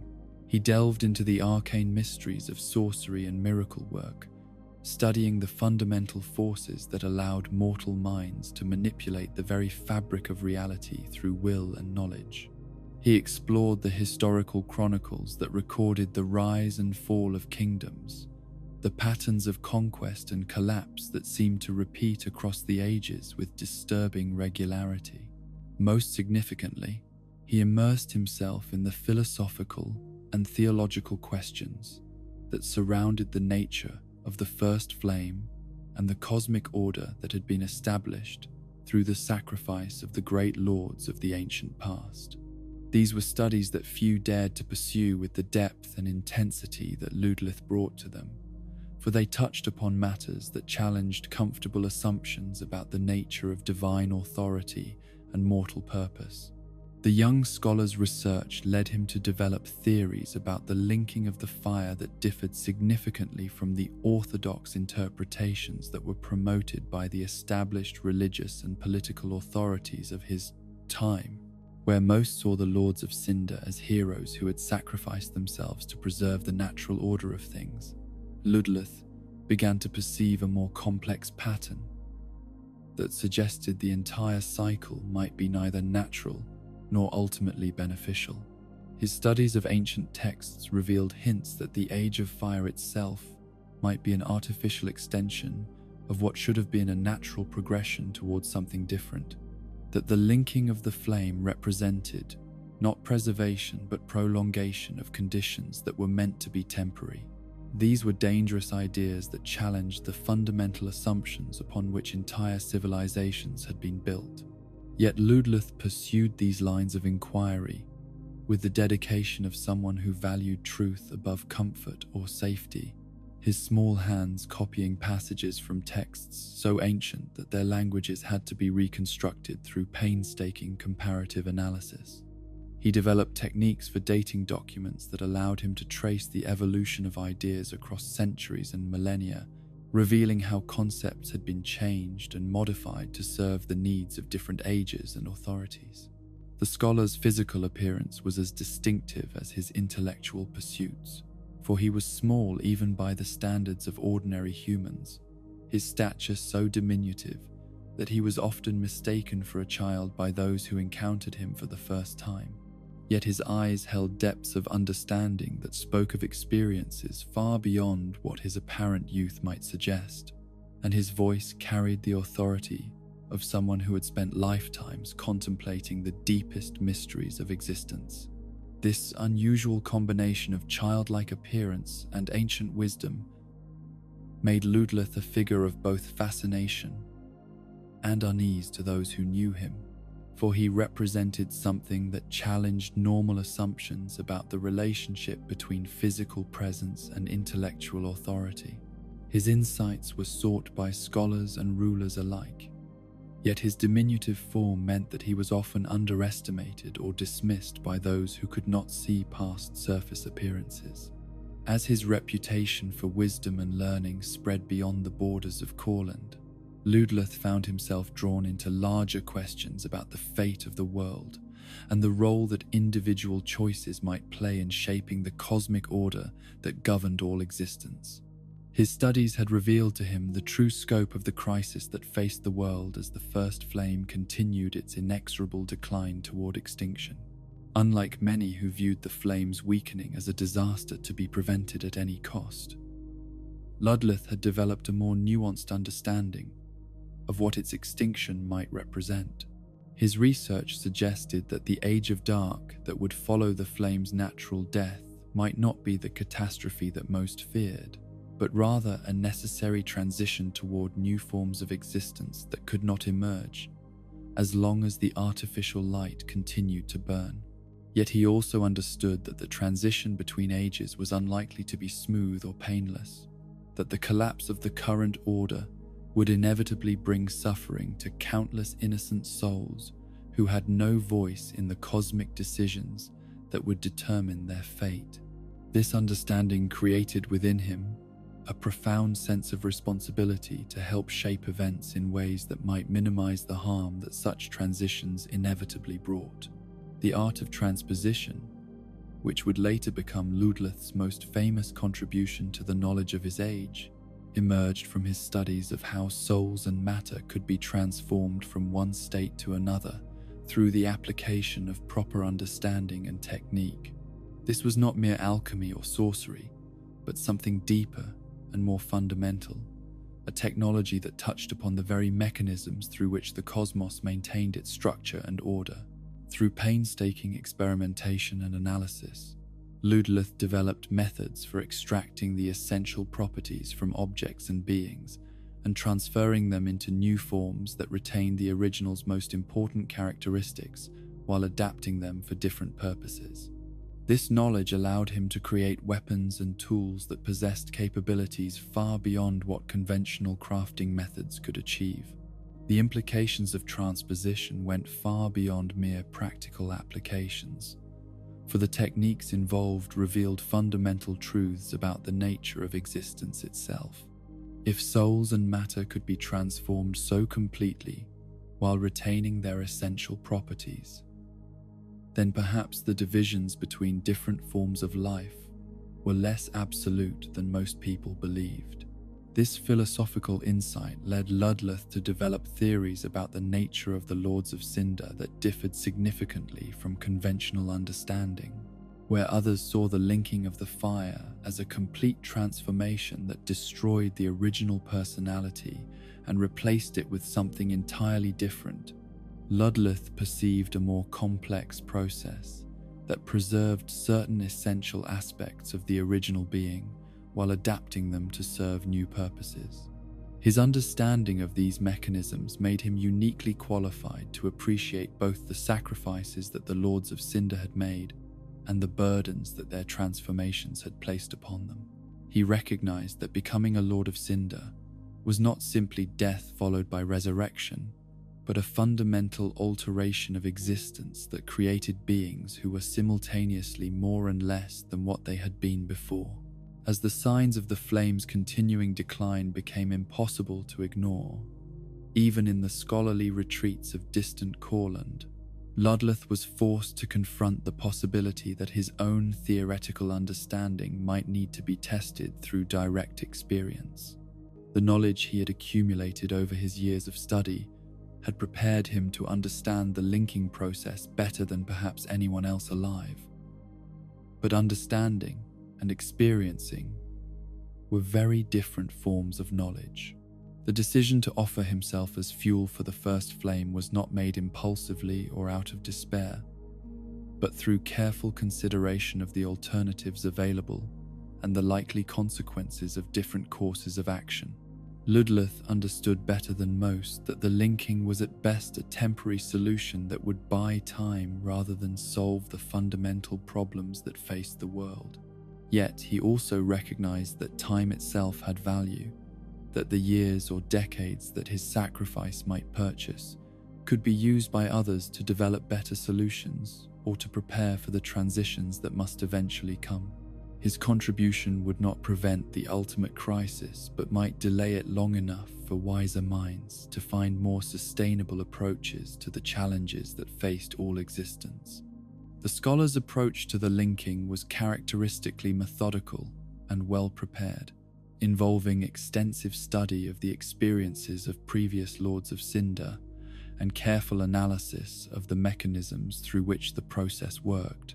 He developed techniques for preserving aspects of his consciousness and knowledge that might survive the transformation, ensuring that his sacrifice would contribute not just raw power to the flame, but also wisdom that could guide future events. Unlike many who had linked the fire before him, Ludleth entered the process with realistic expectations about what it would accomplish and what it would cost. He understood that he would be transformed into something that was no longer fully human, that his existence as a Lord of Cinder would be fundamentally different from his life as a scholar and seeker of truth. Yet he also understood that this transformation might grant him perspectives and capabilities that were impossible for ordinary mortals to achieve, that his service as a Lord of Cinder could be a continuation of his scholarly pursuits by other means rather than an ending of his intellectual journey. The knowledge and wisdom he had accumulated during his mortal existence would become part of the cosmic order he had spent so long studying. The linking itself proceeded smoothly, a testament to Ludleth's careful preparation and deep understanding of the processes involved.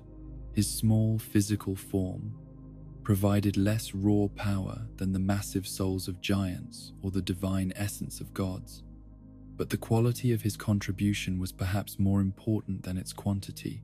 The flame that resulted from his sacrifice burned with unusual stability and consistency, providing steady energy rather than dramatic but short-lived illumination. In his transformed state as a Lord of Cinder, Ludleth retained more of his original personality and intellectual capabilities than was typical for such transformations. This was partly due to his careful preparation, and partly due to the nature of his original sacrifice, which had been offered not out of desperation or duty, but from genuine understanding and acceptance of what the process entailed. The throne that he occupied in the shrine dedicated to the Lords of Cinder became a center of learning and counsel, where those who sought understanding of the cosmic forces that shaped their world could find guidance from someone who had experienced those forces directly. His advice was sought by other Lords of Cinder and by mortals alike, his words carrying the authority of both scholarly expertise and direct experience of transformation. Yet perhaps Ludleth's greatest contribution as a Lord of Cinder was his development of new techniques for transposition that could be used by others to transform the remnants of defeated enemies into useful tools and weapons.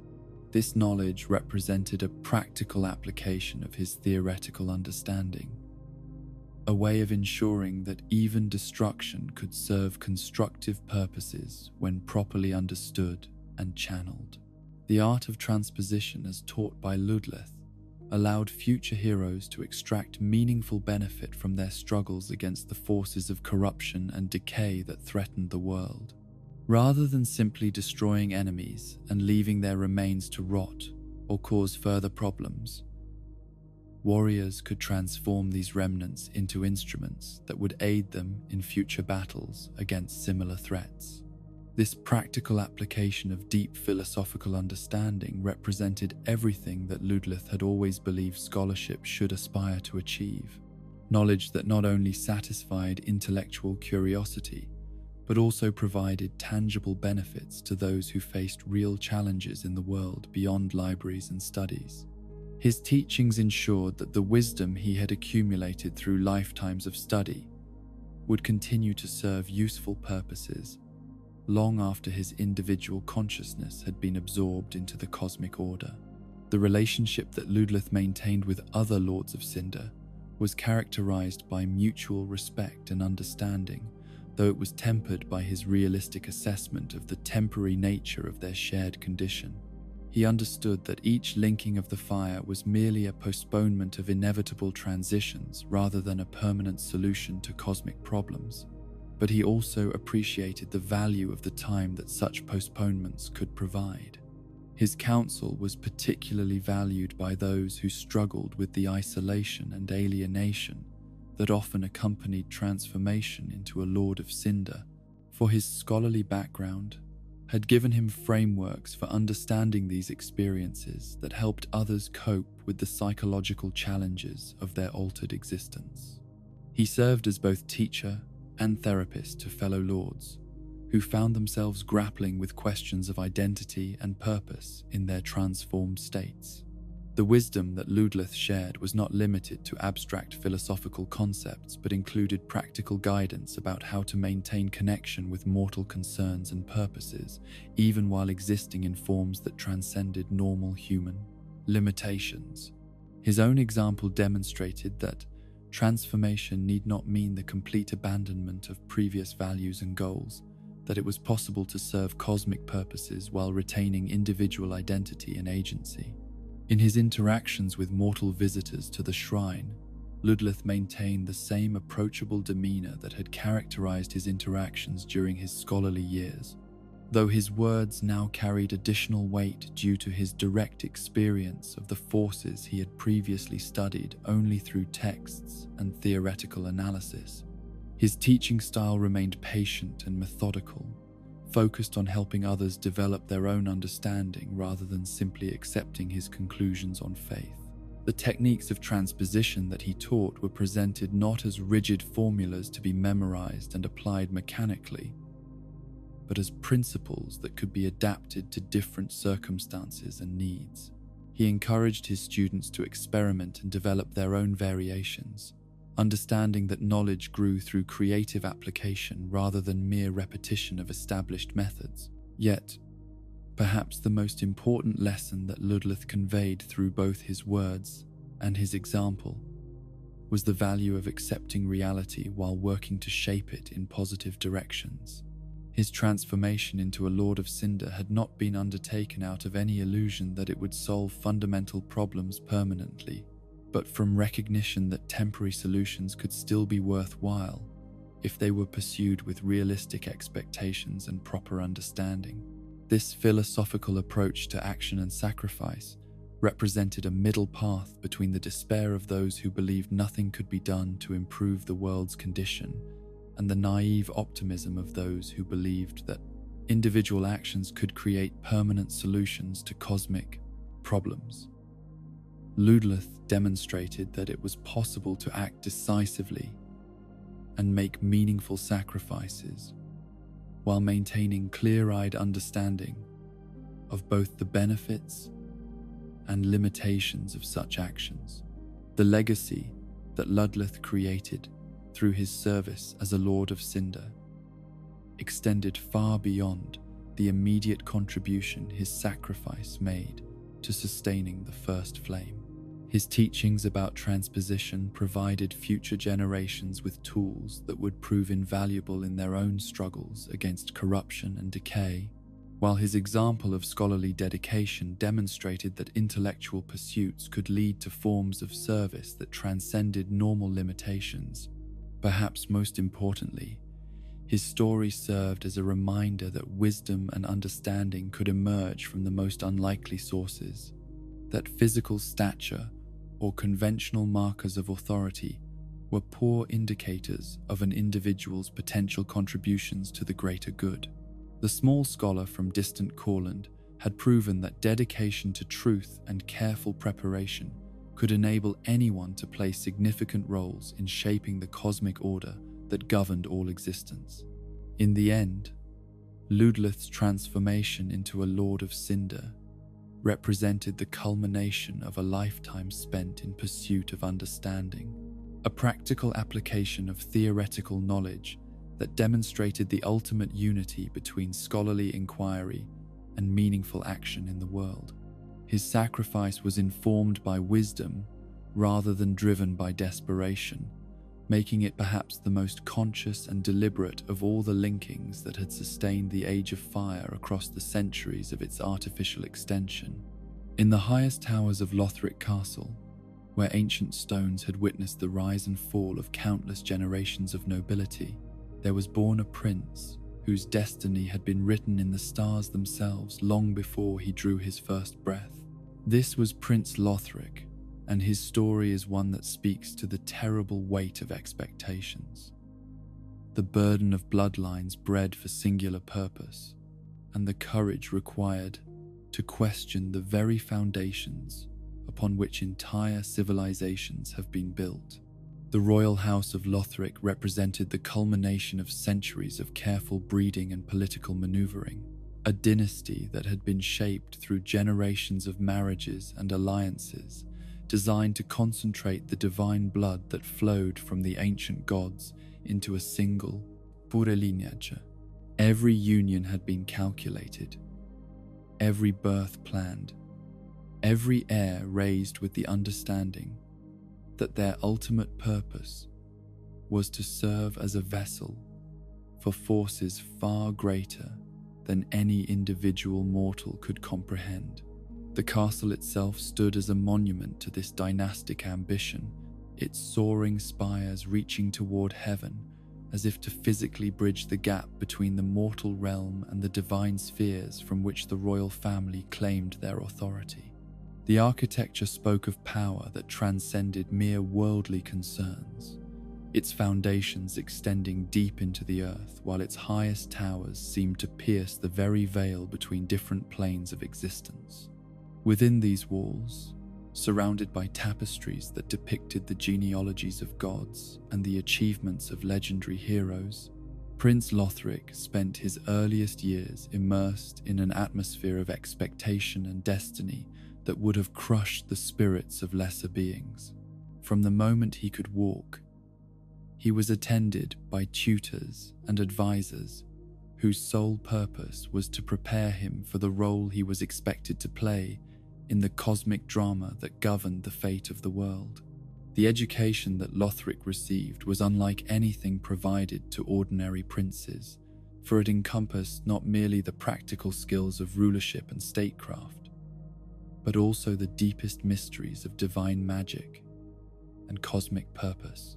He was taught to read the ancient texts that described the nature of the first flame and the sacrifices that had been made to preserve it across the ages, while also receiving instruction in the miraculous arts that allowed mortals to channel divine power through force of will and faith.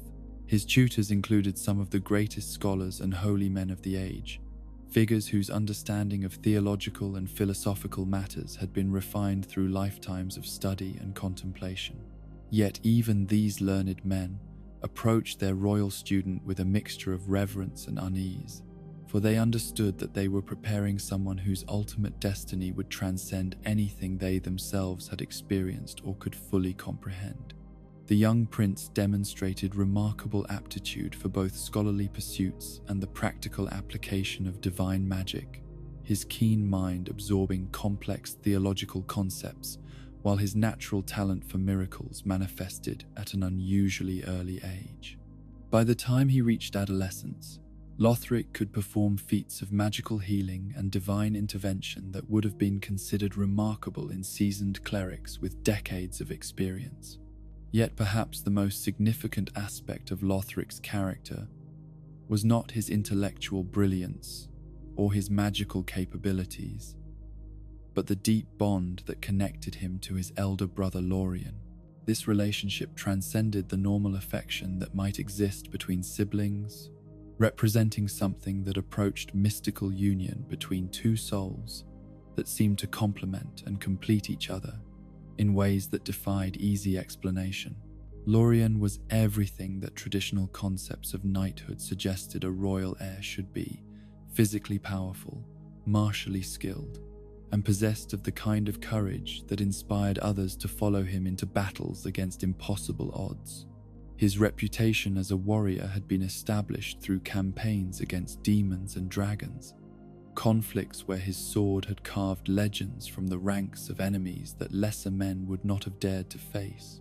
The contrast between the two brothers could not have been more pronounced, with Lothric's scholarly nature and physical frailty standing in stark opposition to Lorien's martial prowess and robust constitution.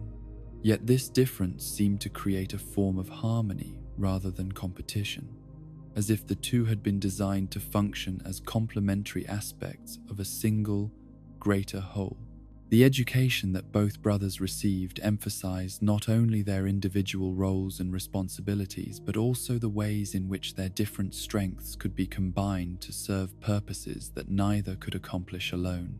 Lothric's understanding of divine magic and cosmic principles could guide and inform Lorien's more direct approach to solving problems, while the elder brother's practical experience and military expertise could protect and enable the younger prince's more theoretical pursuits. As they matured, this partnership deepened into something that resembled the legendary bonds between heroes and their faithful companions that featured in the ancient epics both brothers had studied during their education.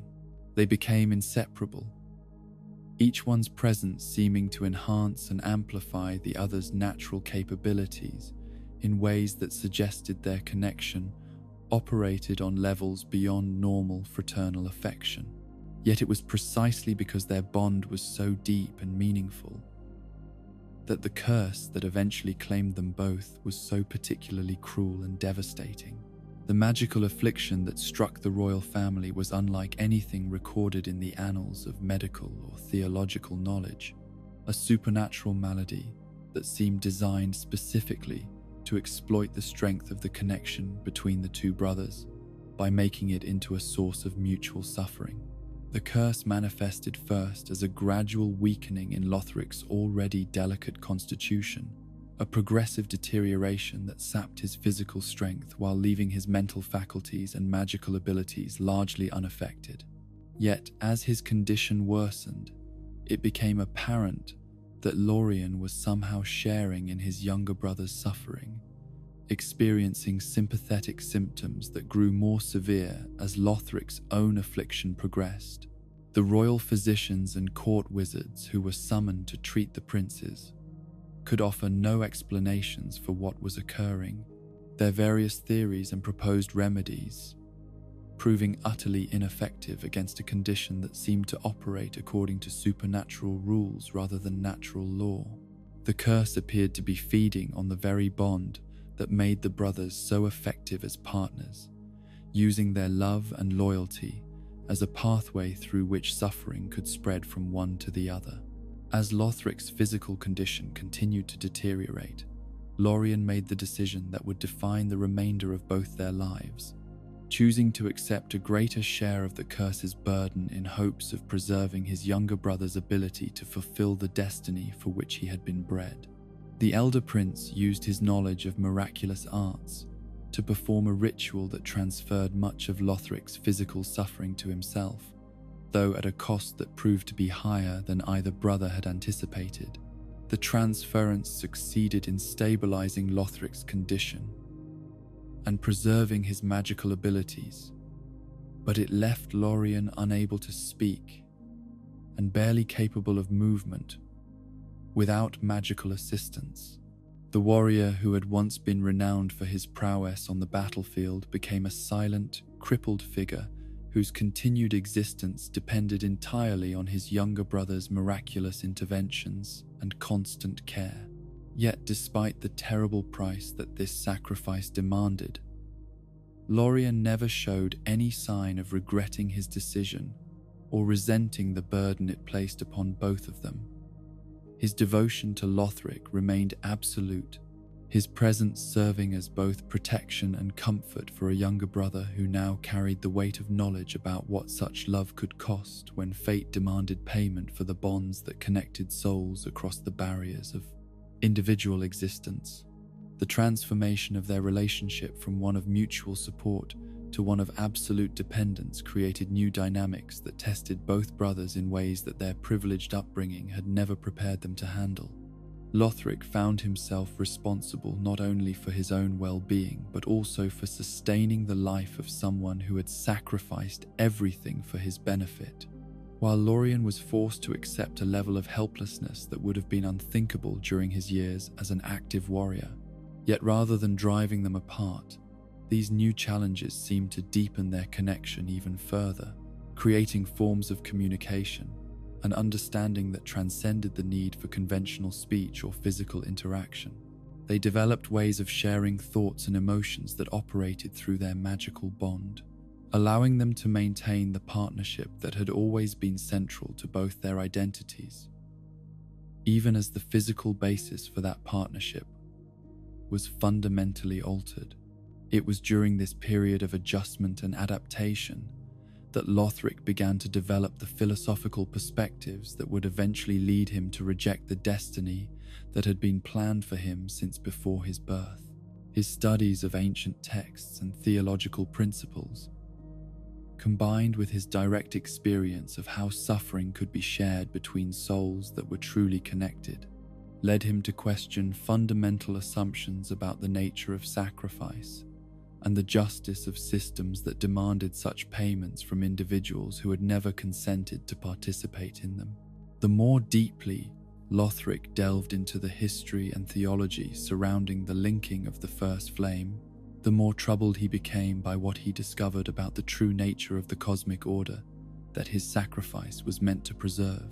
His research revealed that the Age of Fire, rather than being a natural state that required protection, was actually an artificial extension of conditions that were meant to be temporary, maintained only through the continued consumption of powerful souls that were fed to the dying flame. This understanding led him to develop theories about what might happen if the flame were allowed to fade naturally, possibilities that differed dramatically from the catastrophic scenarios that were typically used to justify the continuation of the linking tradition. His studies suggested that the Age of Dark that would follow the flame's extinction might not be the disaster that most people feared, but rather a natural transition toward new forms of existence that could not emerge as long as the artificial light continued to burn. The philosophical framework that Lothric developed to understand these possibilities was influenced by his direct experience of how individual sacrifice could serve purposes that transcended the immediate benefit to those who received such gifts. His brother's willingness to accept the curse's burden had demonstrated that love could motivate actions that seemed irrational from purely selfish perspectives, yet served greater goods that could only be appreciated by those who understood the deeper connections that bound all existence together.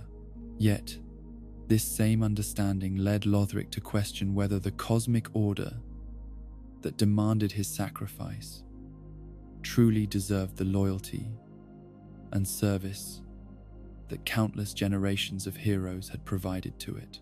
If the Age of Fire could only be maintained through the continued consumption of noble souls who had never been given genuine choices about their participation in the system, then perhaps that age deserved to end, regardless of what might replace it. The decision to refuse his destiny as a Lord of Cinder was not made impulsively or out of simple selfishness, but through careful consideration of the alternatives available and honest assessment of the likely consequences of different courses of action.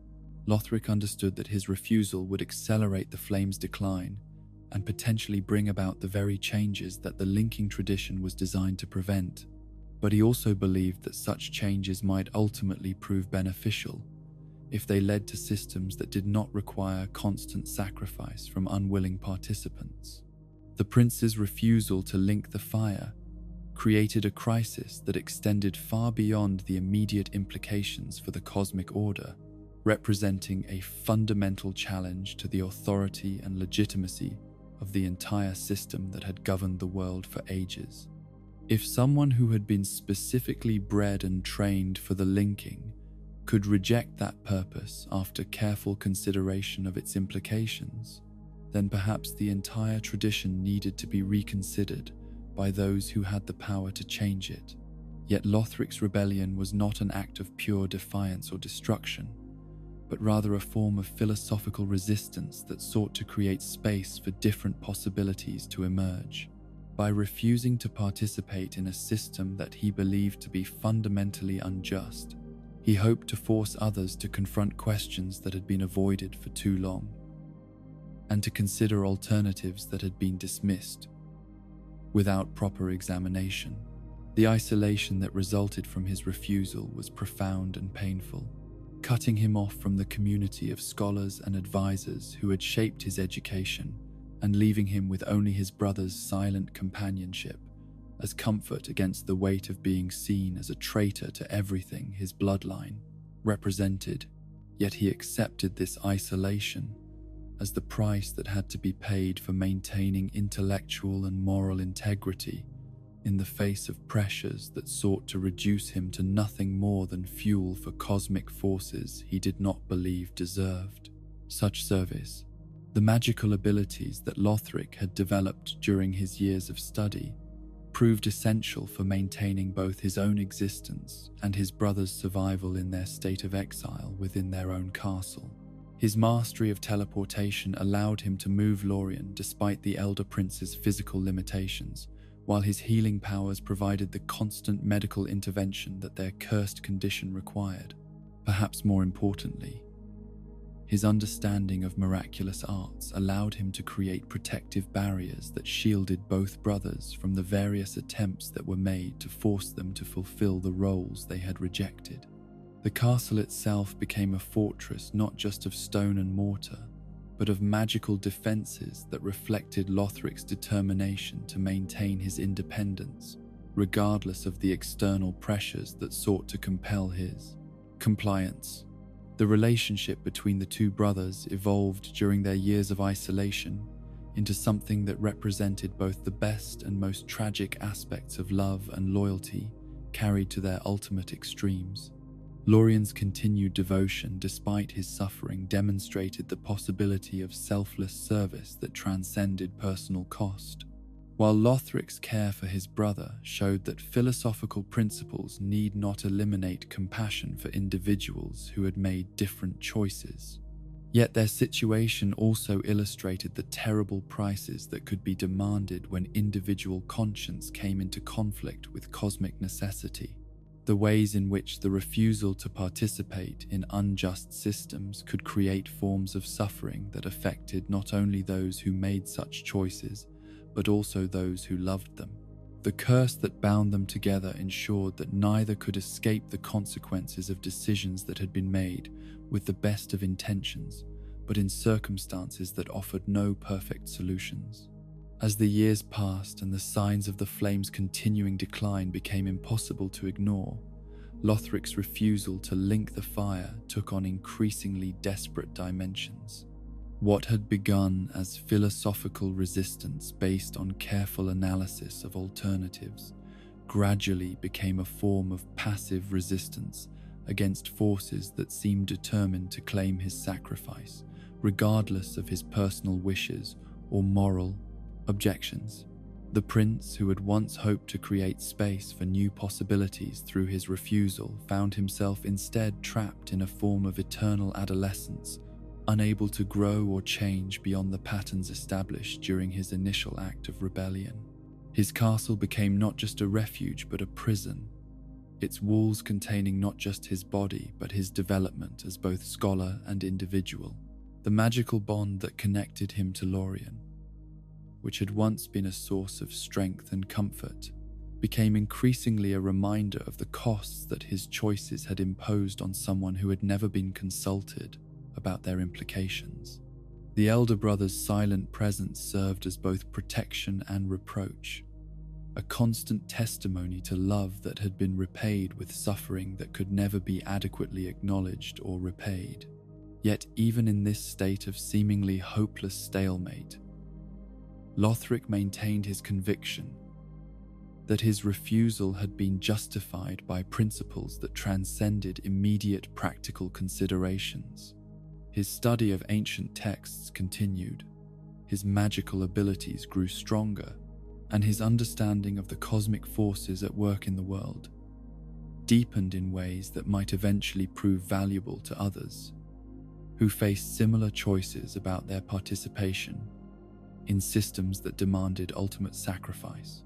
The tragedy of Prince Lothric was not that he had made the wrong choice, but that he had been placed in circumstances where every available option involved forms of suffering that no individual should have been expected to bear alone. His refusal to link the fire represented not selfishness or cowardice, but the courage required to question fundamental assumptions about duty and sacrifice when those assumptions had never been subjected to genuine moral scrutiny. In the end, his story served as a reminder that even the most carefully planned destinies could be rejected by those who possessed sufficient knowledge and determination to resist the pressures that sought to reduce them to mere instruments in cosmic designs that they had not consented to serve.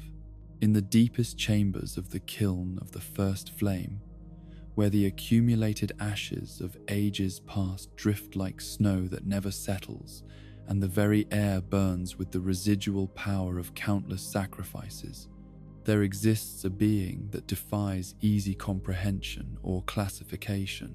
This is the soul of Cinder, and its story is not the tale of any single individual, but rather the collective narrative of all who have fed themselves to the dying flame across the centuries of its artificial preservation. To understand the nature of this ultimate guardian, one must first grasp the fundamental transformation that occurs when a soul is offered to the first flame as fuel for its continued burning. The linking process does not simply consume the sacrifice and leave nothing behind, but rather incorporates the essence of each Lord of Cinder into the flame's own structure, creating a repository of consciousness and power that grows more complex with each new addition. When Gwyn first sacrificed himself to rekindle the dying flame, his divine essence became permanently intertwined with the cosmic fire he sought to preserve. Yet the Lord of Sunlight did not simply disappear into the blaze, but remained as a conscious presence within it, his memories and experiences becoming part of the flame's accumulated knowledge, while his power provided the energy necessary for its continued existence. The chosen undead's subsequent linking added another layer to this growing consciousness, their mortal perspective and hard-won wisdom, joining with Gwyn's divine understanding to create something that was neither purely godly nor entirely human. The fusion of these different forms of awareness produced a being with capabilities that transcended what either could have achieved alone, though at the cost of individual identity for both original components. Each subsequent linking added new dimensions to this composite entity, the souls of Aldrich, the Abyss Watchers, Yorm, and Ludlith all contributing their unique experiences and perspectives to the ever-growing amalgamation of consciousness that resided within the flame. The Devourer's hunger, the Legion's unity, the Giant's compassion, and the Scholar's wisdom all became part of a greater whole that embodied aspects of every hero who had chosen sacrifice over personal survival. Yet the soul of Cinder is not simply a collection of separate consciousnesses existing side by side within a shared space, but rather a true synthesis that has created something entirely new from the combination of its components. The individual personalities and memories that make up its essence have been transformed through their fusion into something that possesses coherent identity and purpose, despite originating from sources that might have had very different goals and motivations during their mortal existences.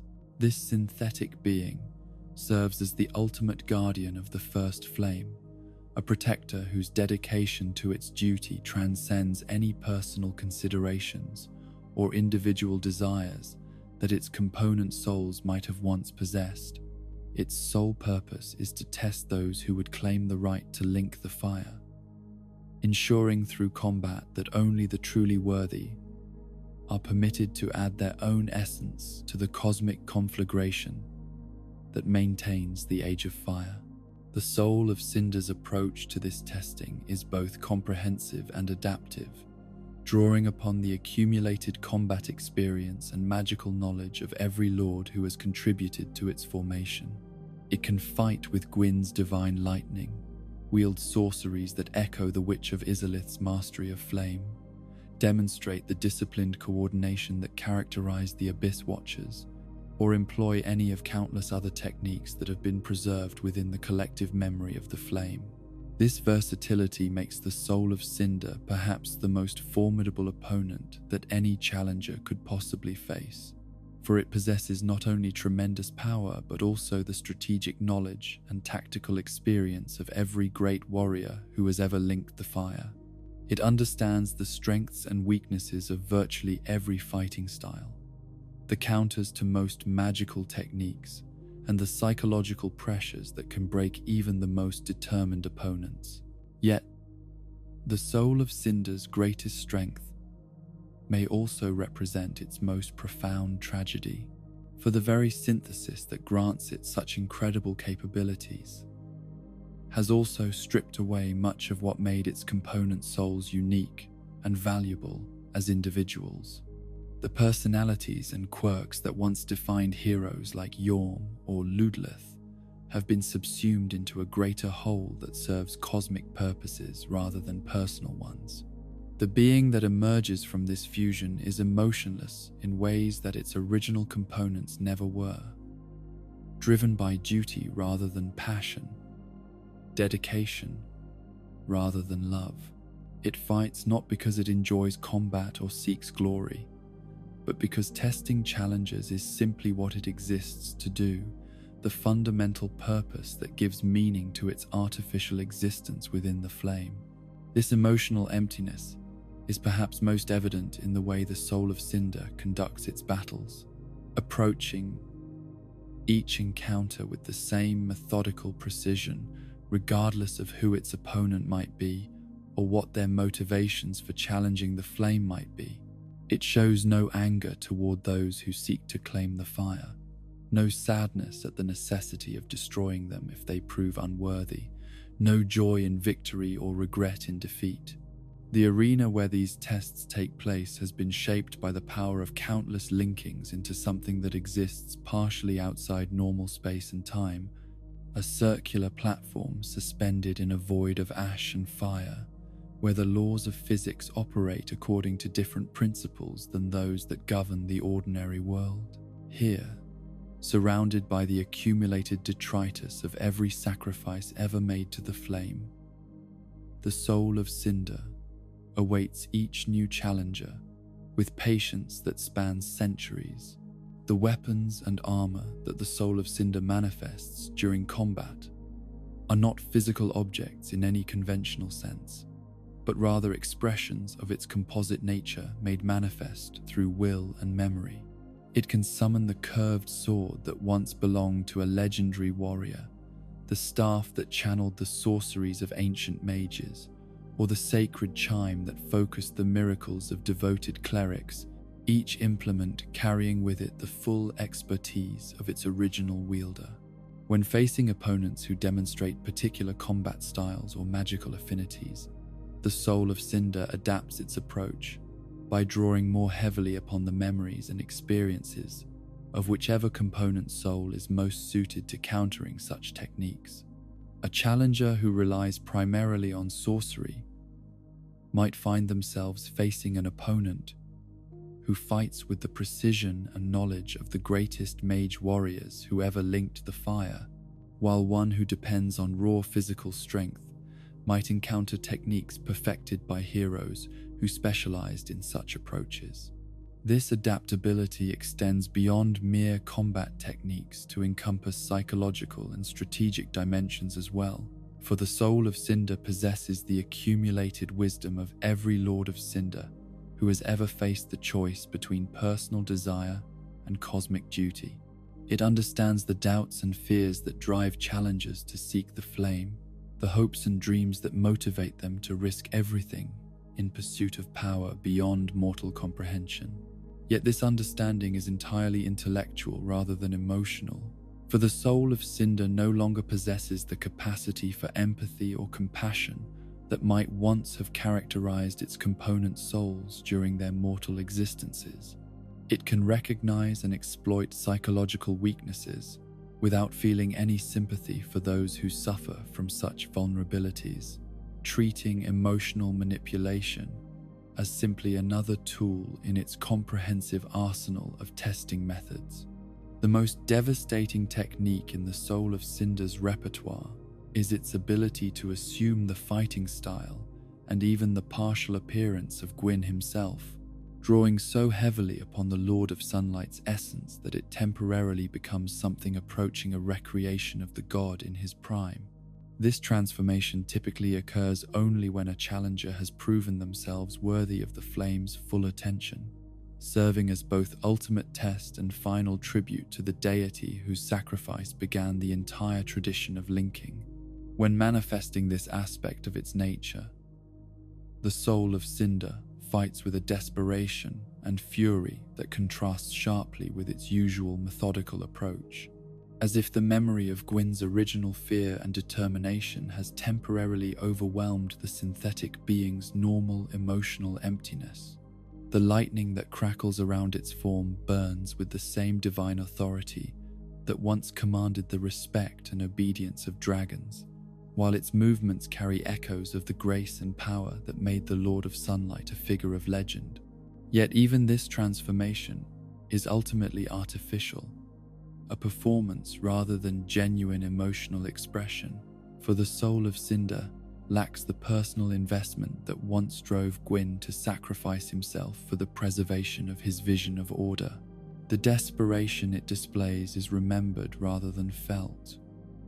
The fury it exhibits an echo of emotions that no longer have any real existence within its synthetic consciousness.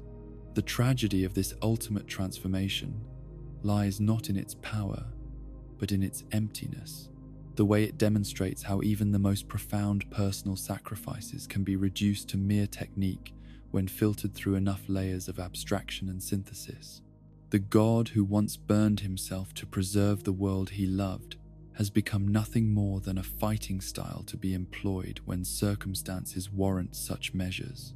Those few challengers who manage to overcome the soul of Cinder in combat witness its death as something that is both ending and beginning, destruction and transformation occurring simultaneously as the synthetic being dissolves back into the flame that gave it form.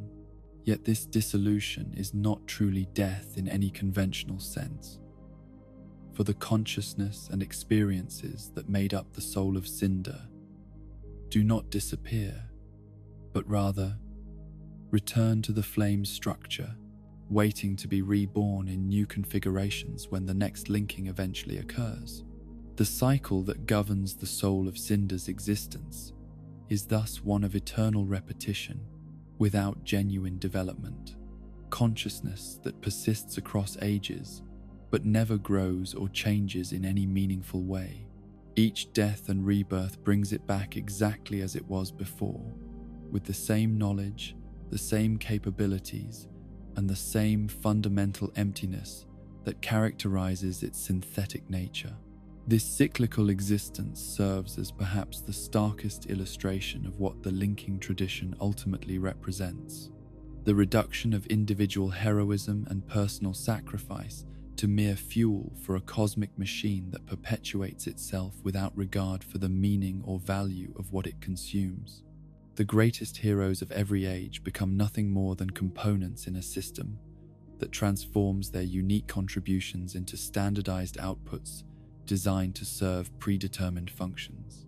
Yet there is also something admirable in the soul of Cinder's absolute dedication to its purpose, the way it continues to fulfill its role as guardian and tester regardless of how futile or meaningless that role might ultimately prove to be. Its synthetic nature does not diminish the importance of the function it serves, ensuring that only those with genuine strength and determination are permitted to claim the power necessary for linking the flame. The battles it fights are not meaningless displays of force, but genuine tests that require challengers to demonstrate not only combat prowess, but also the kind of unwavering resolve that will be necessary for making the ultimate sacrifice that the flame demands. Those who cannot overcome the soul of Cinder would never possess the strength of will required for successful linking, making its role as gatekeeper both necessary and valuable, despite the personal cost it represents. The knowledge and experience that the soul of Cinder embodies also serve important purposes beyond mere combat testing, for each encounter provides challengers with opportunities to learn from the accumulated wisdom of every hero who has ever linked the fire. The techniques it demonstrates, the strategies it employs, and even the emotional echoes it displays all carry lessons that can help future Lords of Cinder better understand what their own sacrifices will entail.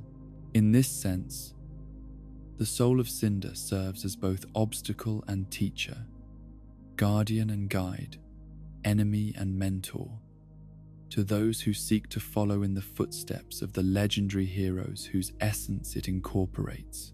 The battles it fights are educational experiences as much as tests of worthiness, opportunities for growth and understanding that prepare challengers for the transformations that await them should they prove victorious.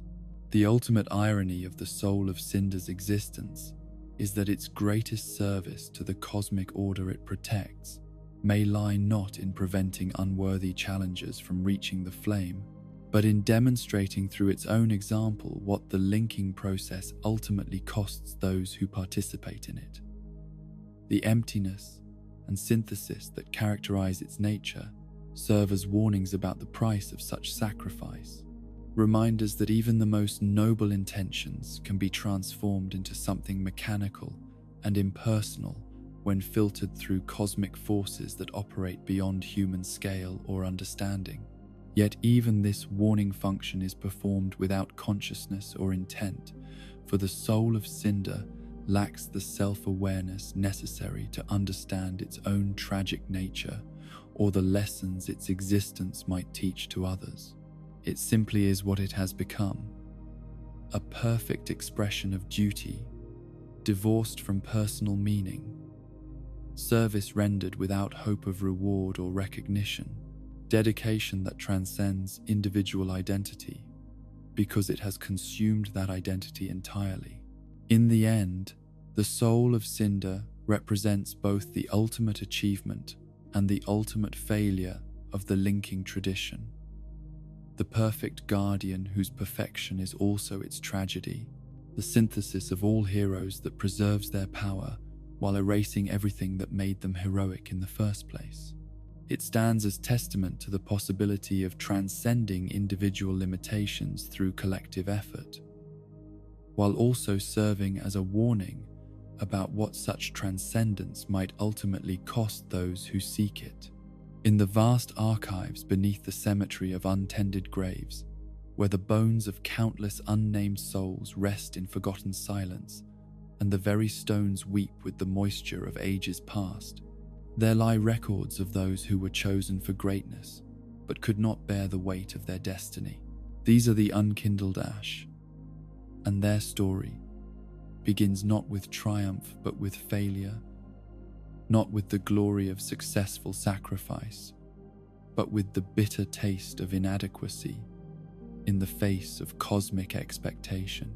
The unkindled were once heroes in their own right, warriors and scholars, kings and commoners, who had been marked by fate as potential lords of Cinder, individuals whose souls possessed the rare qualities necessary for successful linking of the first flame.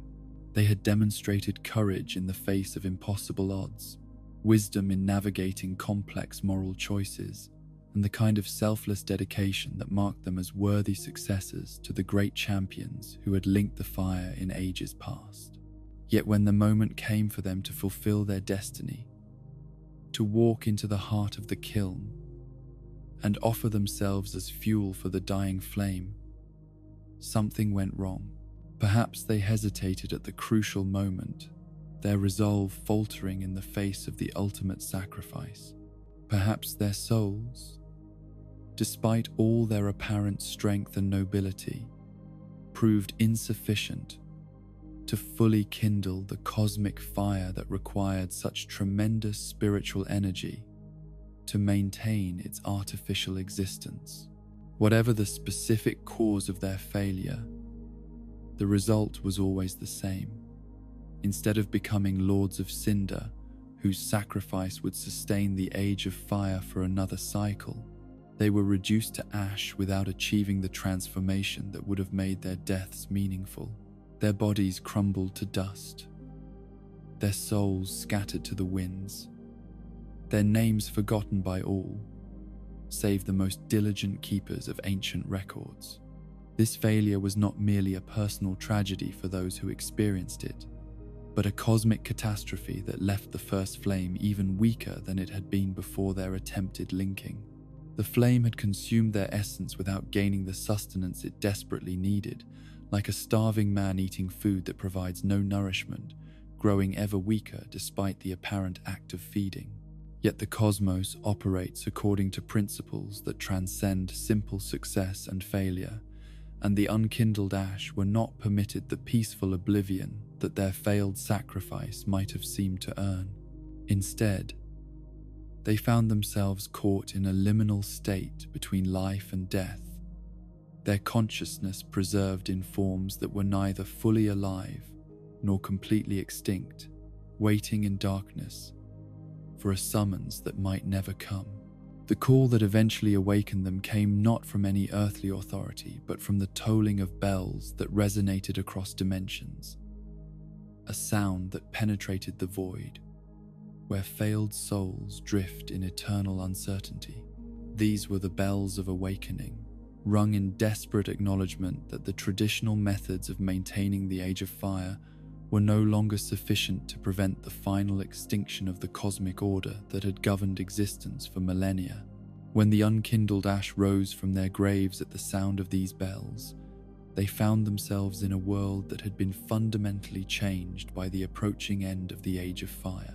The familiar landmarks of their mortal lives were still present, but transformed by centuries of decay and the growing influence of forces that operated beyond normal understanding.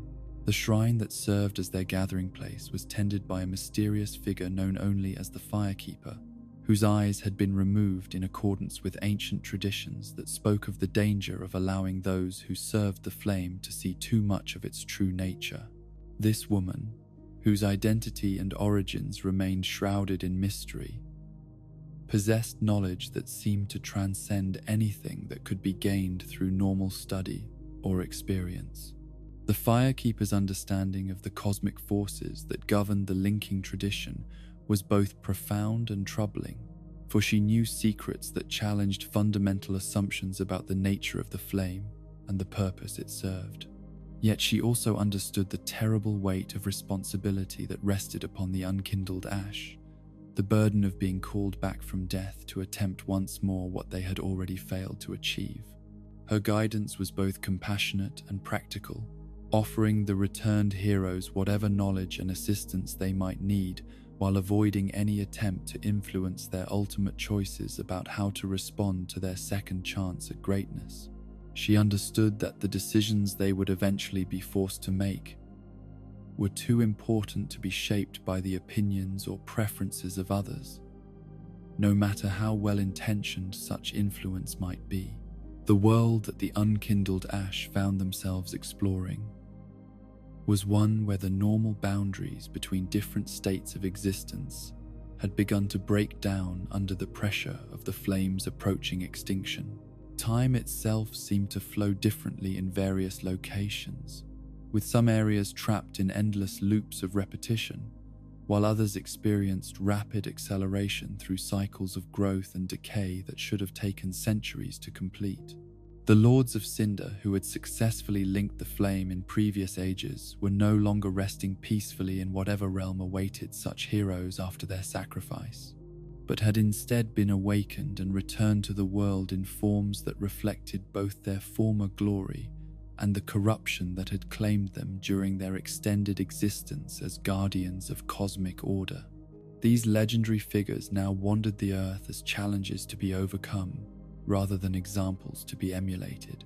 Aldrich had awakened in the depths of Irithyll, no longer content with the human flesh that had sustained his transformation during his mortal existence, but now consuming the gods themselves in an endless quest to satisfy appetites that had grown beyond any possible fulfillment. His bloated form had partially absorbed Gwyndolin, the last of the old gods still actively involved in maintaining the illusions that kept Anor Londo functioning. The Abyss Watchers had returned to their keep in Farron, but their resurrection had failed to restore the unity of purpose that had once made them effective guardians against corruption. Instead, they fought among themselves in endless cycles of conflict, their shared consciousness torn apart by contradictions and doubts that made coordinated action impossible. Yorm had awakened in the ruins of the profaned capital, his massive form a monument to the failure of good intentions to protect those he had loved from the consequences of forces beyond mortal control. The giant king sat upon his throne in the corrupted remnants of his kingdom, surrounded by the ashes of the people he had tried so desperately to save through his original sacrifice. Only Ludleth remained in the shrine, his small form occupying its designated throne while offering counsel and services to any who sought his aid. Yet even his apparent stability was deceptive, for the Scholar Lord understood better than most the approaching crisis and the limited options available for addressing it. Prince Lothric remained in his castle, still refusing to fulfill his destiny as a Lord of Cinder despite the increasingly desperate state of the world around him. His continued defiance represented both principled resistance to unjust cosmic demands and stubborn refusal to accept responsibility for the consequences of his choices. The task that faced the unkindled ash was seemingly impossible. They were expected to succeed where they had already failed, to overcome challenges that had proven too great for them in their first attempt at heroism. Yet their resurrection had granted them advantages that they had not possessed during their original lives, knowledge born from direct experience of failure and understanding of what such failure could cost. More importantly, the cosmic forces that governed the linking tradition had evolved beyond simple repetition of ancient patterns. The approaching crisis demanded not just another linking of the fire, but fundamental choices about the nature of existence itself and the principles that should govern the relationship between individual agency and cosmic necessity. The unkindled ash found themselves confronted with three distinct possibilities for resolving the crisis, each representing a different understanding of what the flame's weakness meant and what responses might be appropriate to address it. These were not mere tactical options, but philosophical choices that would determine the fundamental nature of reality for ages to come. The first possibility was the traditional linking of the fire, the same solution that had been employed by every Lord of Cinder since Gwyn's original sacrifice. This approach would require the unkindled ash to gather the souls of the returned lords, use their combined power to rekindle the dying flame, and accept transformation into the next soul of Cinder that would guard the renewed fire until its next inevitable decline. Yet the Firekeeper possessed knowledge that revealed this traditional solution to be more complex than it appeared. for she understood that each linking made the flame hungrier and more demanding, requiring ever greater sacrifices while providing ever diminishing returns. The age of fire that would result from another linking would be shorter and more precarious than any that had come before, pushing the ultimate crisis forward rather than resolving it. The second possibility represented a fundamental rejection of the linking tradition and acceptance of what that rejection would bring. The age of dark that would follow the flame's natural extinction was unknown territory, for no one alive possessed reliable knowledge of what such an age might entail for the world and its inhabitants. Yet some scholars suggested that this darkness might not be the catastrophe that most feared, but rather a natural transition toward new forms of existence that were being prevented by the artificial extension of conditions that were meant to be temporary. This path required tremendous courage, for it demanded acceptance of uncertainty and change on a scale that challenged everything that civilized beings believed about the nature of reality and their place within it. Yet, it also offered the possibility of breaking free from cycles of sacrifice and renewal that had trapped countless heroes in patterns of suffering that served cosmic purposes rather than individual fulfillment. The third possibility was perhaps the most radical, representing not just acceptance of the Age of Dark, but active manipulation of the transition to serve human purposes rather than cosmic ones. This path, known as the usurpation of fire, required the unkindled ash to absorb the flame's power rather than feeding themselves to it, claiming divine authority for humanity rather than accepting continued subservience to forces that operated beyond mortal understanding. The usurpation demanded not just individual courage, but also alliance with powers that had been marginalized and suppressed by the established cosmic order, principally the followers of Cathy, who had long argued that humanity's true destiny lay not in service to the flame, but in claiming dominion over it. This path offered the possibility of fundamental change in the relationship between mortals and the cosmic forces that governed their existence, but at the cost of accepting responsibility for consequences that could not be fully predicted or controlled. Each of these possibilities required the unkindled ash to overcome the returned Lords of Cinder, but for different reasons and with different intentions. The traditional linking required their souls as fuel. The Age of Dark required their removal as obstacles to natural progression, and the usurpation required their defeat as part of the process of claiming authority over the cosmic order they had served. The battles that resulted from these confrontations were unlike any that had occurred during previous cycles, for the returned lords were no longer the noble heroes they had once been, but rather corrupted echoes of their former selves.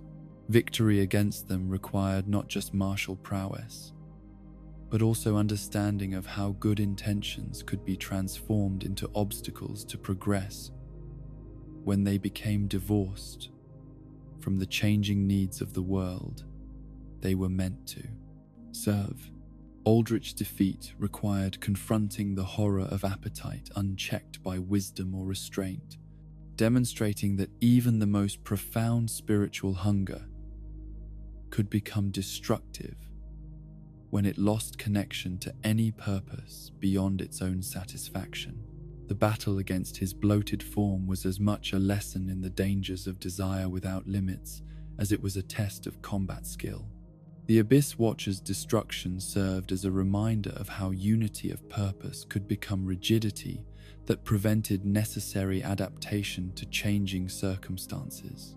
Their endless internal conflict demonstrated what happened when absolute dedication to a single goal prevented recognition that the goal itself might need to be reconsidered in light of new understanding.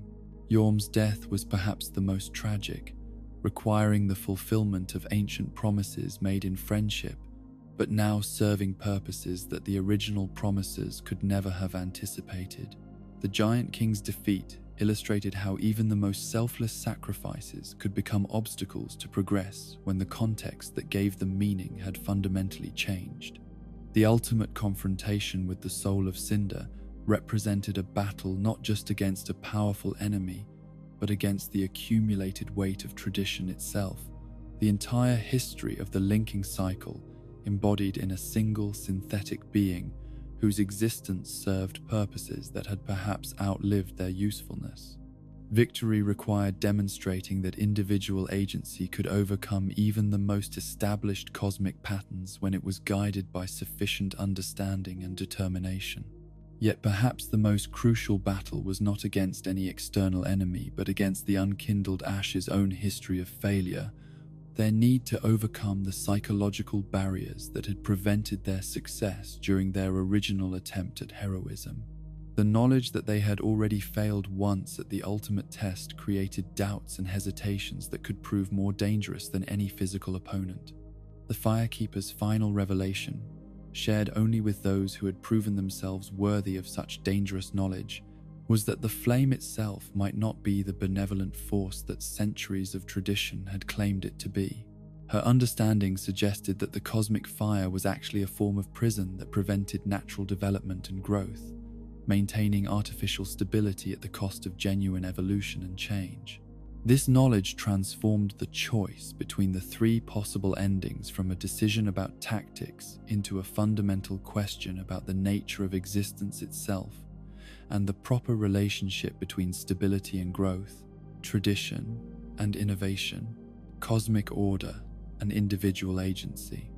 The path that each unkindled ash ultimately chose would depend not just on their assessment of practical consequences, but on their deepest beliefs about what existence should be and what purposes individual lives should serve. The traditional linking represented faith in established patterns and acceptance of the sacrifices that maintaining them required, a choice that honored the heroes of the past while accepting the limitations that their vision placed on future possibilities. Those who chose this path did so from conviction that the known, however imperfect, was preferable to the uncertainty of fundamental change. The Age of Dark represented trust in natural processes and acceptance of the risks that came with allowing established patterns to end according to their own internal logic. Those who chose this path did so from belief that growth and development required periods of apparent ending that were actually beginnings in disguise, that apparent death could be transformation rather than mere destruction. The usurpation of fire represented active rebellion against cosmic authority and determination to claim control over forces that had previously controlled mortals, a choice that offered tremendous possibilities, but also tremendous responsibilities. Those who chose this path did so from conviction that humanity had grown beyond the need for external guidance and was ready to accept the full weight of determining its own destiny. Each path offered both promises and perils that could not be fully understood until the choice had been made, and its consequences allowed to unfold across the ages that would follow. The unkindled ash who stood in the kiln of the first flame, having overcome every obstacle and defeated every enemy, faced a decision that would echo through eternity, while possessing only mortal understanding to guide their choice. In the end, the story of the unkindled ash was not about overcoming failure through repetition, but about transcending failure through growth, not about succeeding where they had previously failed, but about understanding that the definition of success itself might need to be reconsidered in light of changing circumstances and deeper knowledge. Their resurrection had granted them the opportunity not just to try again, but to try differently, to bring wisdom born from experience of both success and failure, to choices that would determine the fundamental nature of reality for all who would come after them. And so our journey through the Age of Dying Light draws to its peaceful close, like embers settling into comfortable darkness. We have walked beside gods and heroes, witnessed the rise and fall of kingdoms, and seen how even the mightiest souls can become fuel for the flames that hold back the night. The Lords of Cinder, each in their own way, faced the ultimate choice between duty and desire, between the continuation of a fading age and the acceptance of natural change. From the first desperate sacrifice of Gwyn, the Lord of Sunlight who chose artificial preservation over natural endings, to the final decisions of the unkindled Ash, who were granted the wisdom to understand that even the most established patterns might need to end, we have traced a story that speaks to the deepest questions about sacrifice, purpose, and the courage required to make choices whose consequences stretch across ages. Gwyn's original linking began a cycle that transformed noble intention into cosmic necessity, his divine fear of the dark creating a system that would demand countless future sacrifices from heroes who had never been consulted about their participation in such grand designs. His hollow form in the kiln served as both guardian and warning, showing what even gods become when they feed themselves to forces larger than individual understanding. The chosen undead proved that mortal determination could accomplish what divine power had achieved, but their success established precedents that made the linking tradition seem not just possible but inevitable. Their victory demonstrated that heroism could overcome any obstacle, yet also showed how individual triumph could become part of patterns that transcended personal agency or choice. Aldrich's corruption revealed how even the most sacred pursuits could be twisted into forms that served destruction rather than preservation. His transformation from holy cleric to devouring horror, illustrating the dangers that lurked within appetites that acknowledged no limits. His linking served the cosmic order while simultaneously corrupting it, proving that the flame would accept any fuel, regardless of its source or purity. The Abyss Watchers embodied the tragedy of absolute dedication carried to its ultimate extreme, their shared consciousness becoming both their greatest strength and their final weakness.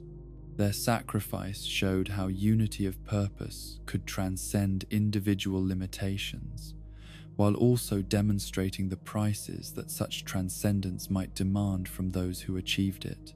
Yorm's story spoke to the weight of leadership and the terrible irony of sacrifice offered with the best intentions yet failing to achieve its intended goals. His gentle giant's heart led him to become a Lord of Cinder, in hopes of saving his people, only to discover that some problems cannot be solved through individual heroism, no matter how powerful or well-intentioned. Ludleth proved that wisdom and understanding could be more valuable than physical strength or divine authority, his scholarly approach to the linking process, providing insights that helped others comprehend what their own sacrifices might achieve. His small stature concealed depths of knowledge that transformed the very nature of what it meant to serve as a Lord of Cinder. Prince Lothric's refusal challenged the entire system that had demanded such sacrifices, his philosophical rebellion raising questions about the justice of cosmic orders that consumed heroes without their genuine consent. His story reminded us that even the most carefully planned destinies could be rejected by those who possessed sufficient courage to question fundamental assumptions about duty and sacrifice. The soul of Cinder represented both the culmination and the tragedy of the linking tradition, a being that embodied all the heroes who had fed themselves to the flame while simultaneously demonstrating what such sacrifice ultimately cost those who participated in it. Its synthetic nature preserved the power of legendary champions, while erasing everything that had made them individually meaningful or valuable. Finally, the unkindled Ash were granted the opportunity that had been denied to all who came before them, the chance to choose not just whether to participate in established patterns, but whether those patterns themselves should continue to exist. Their resurrection from failure became the foundation for wisdom that transcended simple repetition of ancient solutions. The three paths that lay before them in their final moment of choice represented different understandings of what existence should be and what purposes individual lives should serve. The traditional linking honored the past while accepting its limitations. The Age of Dark trusted in natural processes while accepting their uncertainties, and the usurpation of fire claimed authority over cosmic forces while accepting the responsibilities that such authority demanded. Each choice carried within it both promises and perils that could not be fully understood until their consequences had been allowed to unfold across the ages that would follow. Yet, the existence of genuine choice, the possibility of fundamental change rather than mere repetition, transformed the entire nature of what it meant to be a hero in a world where cosmic forces had previously seemed beyond mortal influence or control. Their stories remind us that even in cycles of endings, there is profound beauty in sacrifice, wisdom in acceptance, and hope in the darkness that follows the light. Whether the flame burns eternal or gives way to a new age, their legends endure like stars in the vast night of memory, guiding future souls who must make their own choices about the relationship between individual agency and cosmic necessity. The Lords of Cinder teach us that heroism is not about achieving perfect solutions to impossible problems, but about facing such problems with courage, wisdom, and dedication to principles that transcend immediate self-interest. They show us that sacrifice has meaning, not because it guarantees specific outcomes, but because it represents the highest expression of values that make existence meaningful despite its temporary nature. In their various failures and successes, their moments of doubt and determination, their struggles with duty and desire, we see reflections of our own daily choices about how to live meaningfully in a world where nothing lasts forever, but everything we do echoes forward into futures we cannot fully predict or control. Rest now, knowing that all cycles find their natural conclusion, and in that ending lies the promise of something new beginning. The flame may burn or fade according to choices made by those who possess the courage to accept ultimate responsibility for the consequences of their decisions. The darkness may bring rest or transformation, according to principles that operate beyond our current understanding but not beyond our capacity for growth and adaptation. Let sleep carry you gently into your own peaceful darkness, where dreams await like distant fires in the gentle night, where the weight of cosmic responsibility gives way to the simple peace of rest well earned. The Lords of Cinder have completed their long watch, their stories told, their sacrifices honored, their choices made manifest in the continuing existence of worlds where new heroes will arise to face whatever challenges the turning of ages may bring.